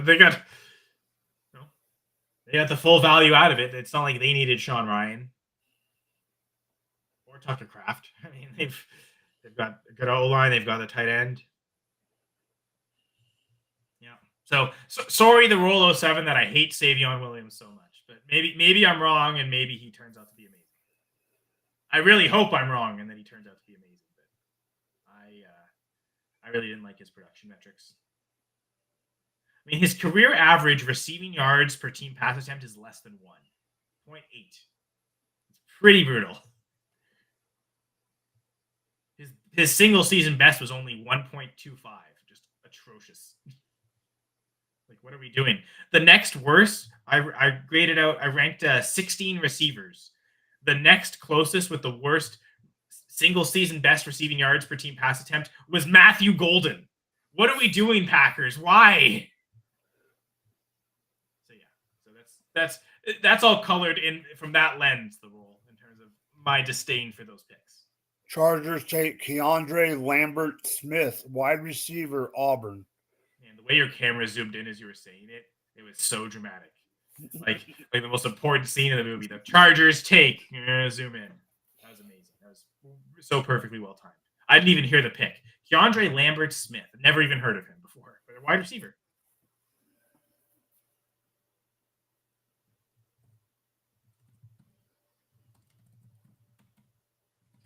Also, I know I said 4 o'clock, but do you want to end this at 3? Up to you. You're the host. Not gonna lie, my throat's already getting sore. Then you're good. You're good. I could sit here silently for another hour, but I wouldn't want to put all that burden on Mike. And let's be frank, I'm not going to be silent for an hour, so I'm just going to continue to hurt my throat. Yeah, you're like me. I'm not. Yeah. Packers pick is in. I'll let you find it. Yeah, I'm still filling out this Keandre Lambert-Smith. Man, there are several receivers that I need to go. Luckily, Peter Howard's got a spreadsheet with all these stats that I got to go look up because there's several receivers drafted. That you don't even have? 4, 5, 6, 7. Now 8 receivers drafted that I did not rank. Now, I also think all of them are going to be useless. So unless they have an insane production profile, I'm just ignoring all of them. But so what's your weight? What's your weight? Do you do film?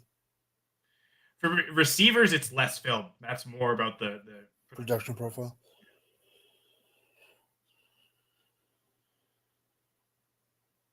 Capital. I mean, all positions draft capitals weighted pretty heavily. So, but yeah, pre-draft, it's the numbers are probably the most important part for the receivers, and it's really production. I don't really care what they do as athletes because how do you do it? How do you do draft capital? Just by round or both by round, by pick, by team? I think all three, like the team fit, the draft round, and also if you have two guys in the same round, the order, if I need that as a tiebreaker, it's there too. So I like looking at all three of those. I want as many factors as possible. So I've got 4 different production things I look at, and then those 3 draft aspects. The landing spot, the round pick, and then the overall pick. All right, the Packers select linebacker Colin Oliver from Oklahoma State. Is this their first pick on defense? I think it is their first pick on defense. So,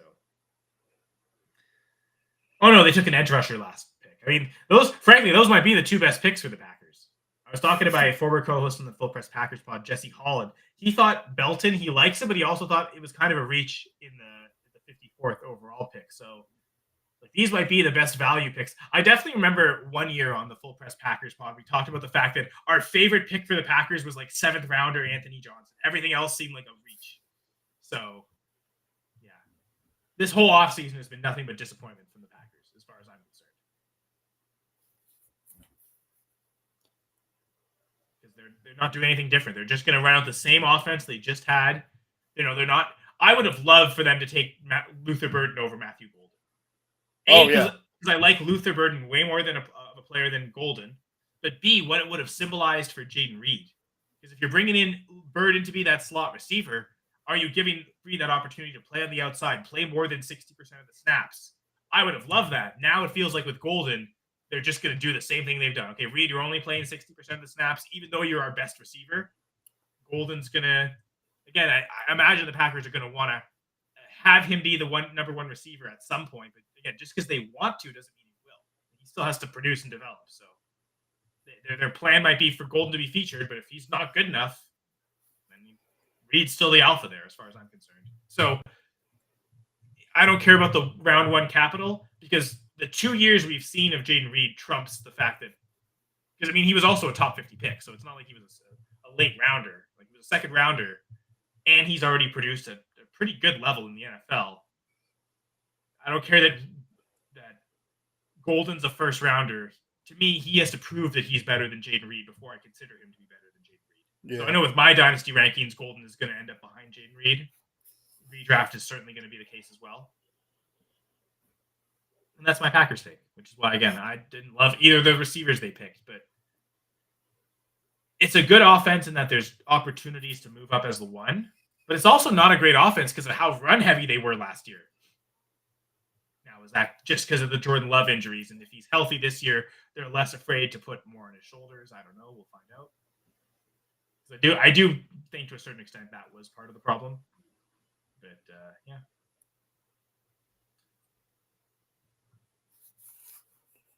All right, so it is 3 p.m.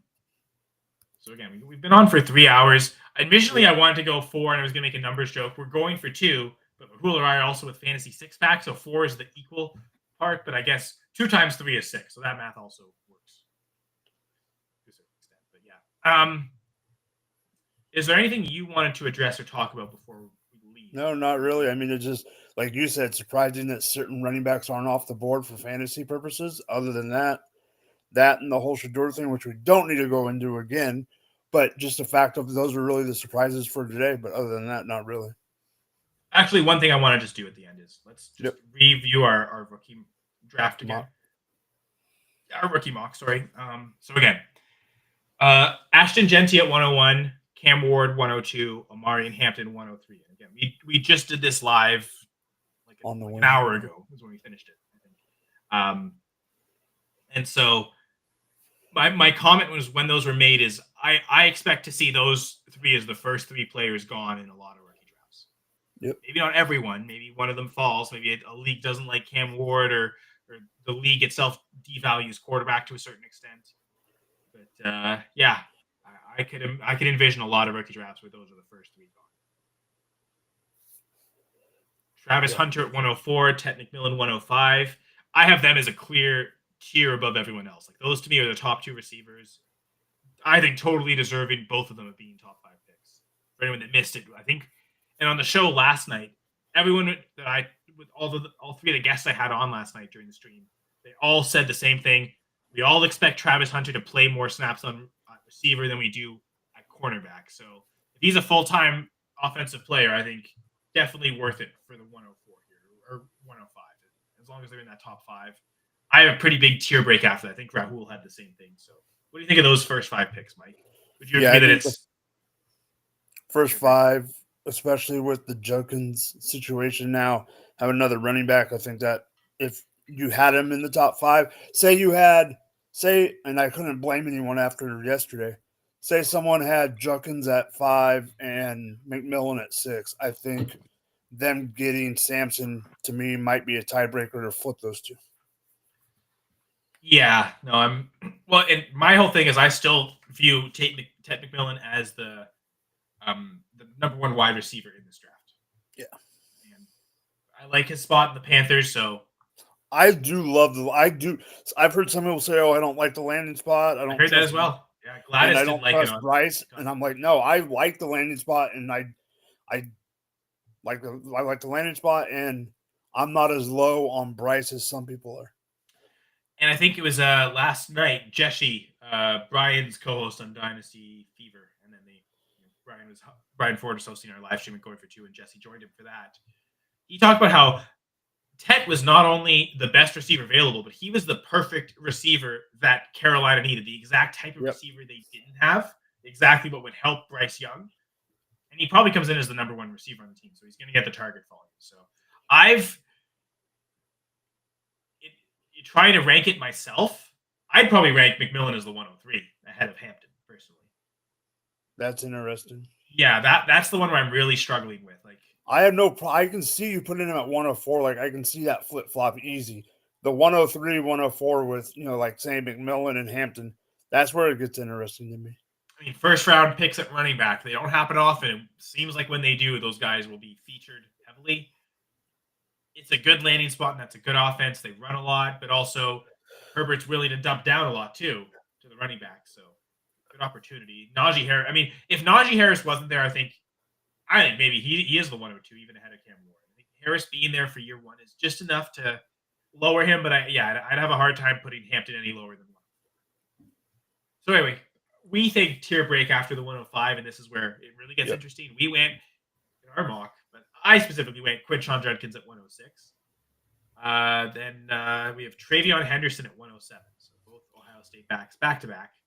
Tyler Warren at 108, Jackson Dart 109, Colston Loveland 110. The 2 tight ends and the other first-round quarterback. So I think that also makes sense in that range. Ending out the first round, a couple of running backs, Caleb Johnson and then R.J. Harvey. So 6 running backs in the first round. They were also the first 6 taken in the NFL draft. The only 6 with day 2 capital, or a couple had day 1 capital. So that makes sense. And then we got this big range of receivers. This is what I was talking about earlier, where if you like Golden as the wide receiver 3, it makes sense to even have him before this. But we went in our mock, Trey Harris 201, Matthew Golden 202, Mika Buka 203, Luther Burden 204, Jaden Higgins 205. And just to keep the wide receiver run going, Kyle Williams at 206. Tyler Shug at 207 as the 3rd quarterback off the board. Mason Taylor at 208 is the 3rd tight end off the board. And then Jalen Milrow, 209. Funny, though, it went tight end, QB, tight end. Yep. And then the next kind of, running backs and wide receivers, and then QB, tight end, QB. I just noticed that. That's kind of hilarious. They kind of bunched those pairs of 3 players together. Cam Scattaboo at 210, Bashal Tootin at 211.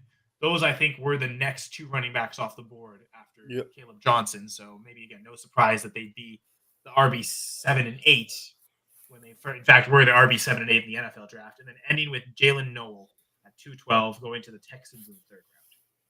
So that was our little rookie mock we just did. Sleeper just posted a funny post about the Browns QB room. Well, that doesn't surprise me. Yeah, Sleeper, it's a funny site. That's about it. That's what I'll give them. They're a funny site. So we've had a few picks taken. Oh, we just got a tight end. So I guess we're tight for time here. We're going to end it with Mitchell Evans going to the Carolina Panthers. Okay.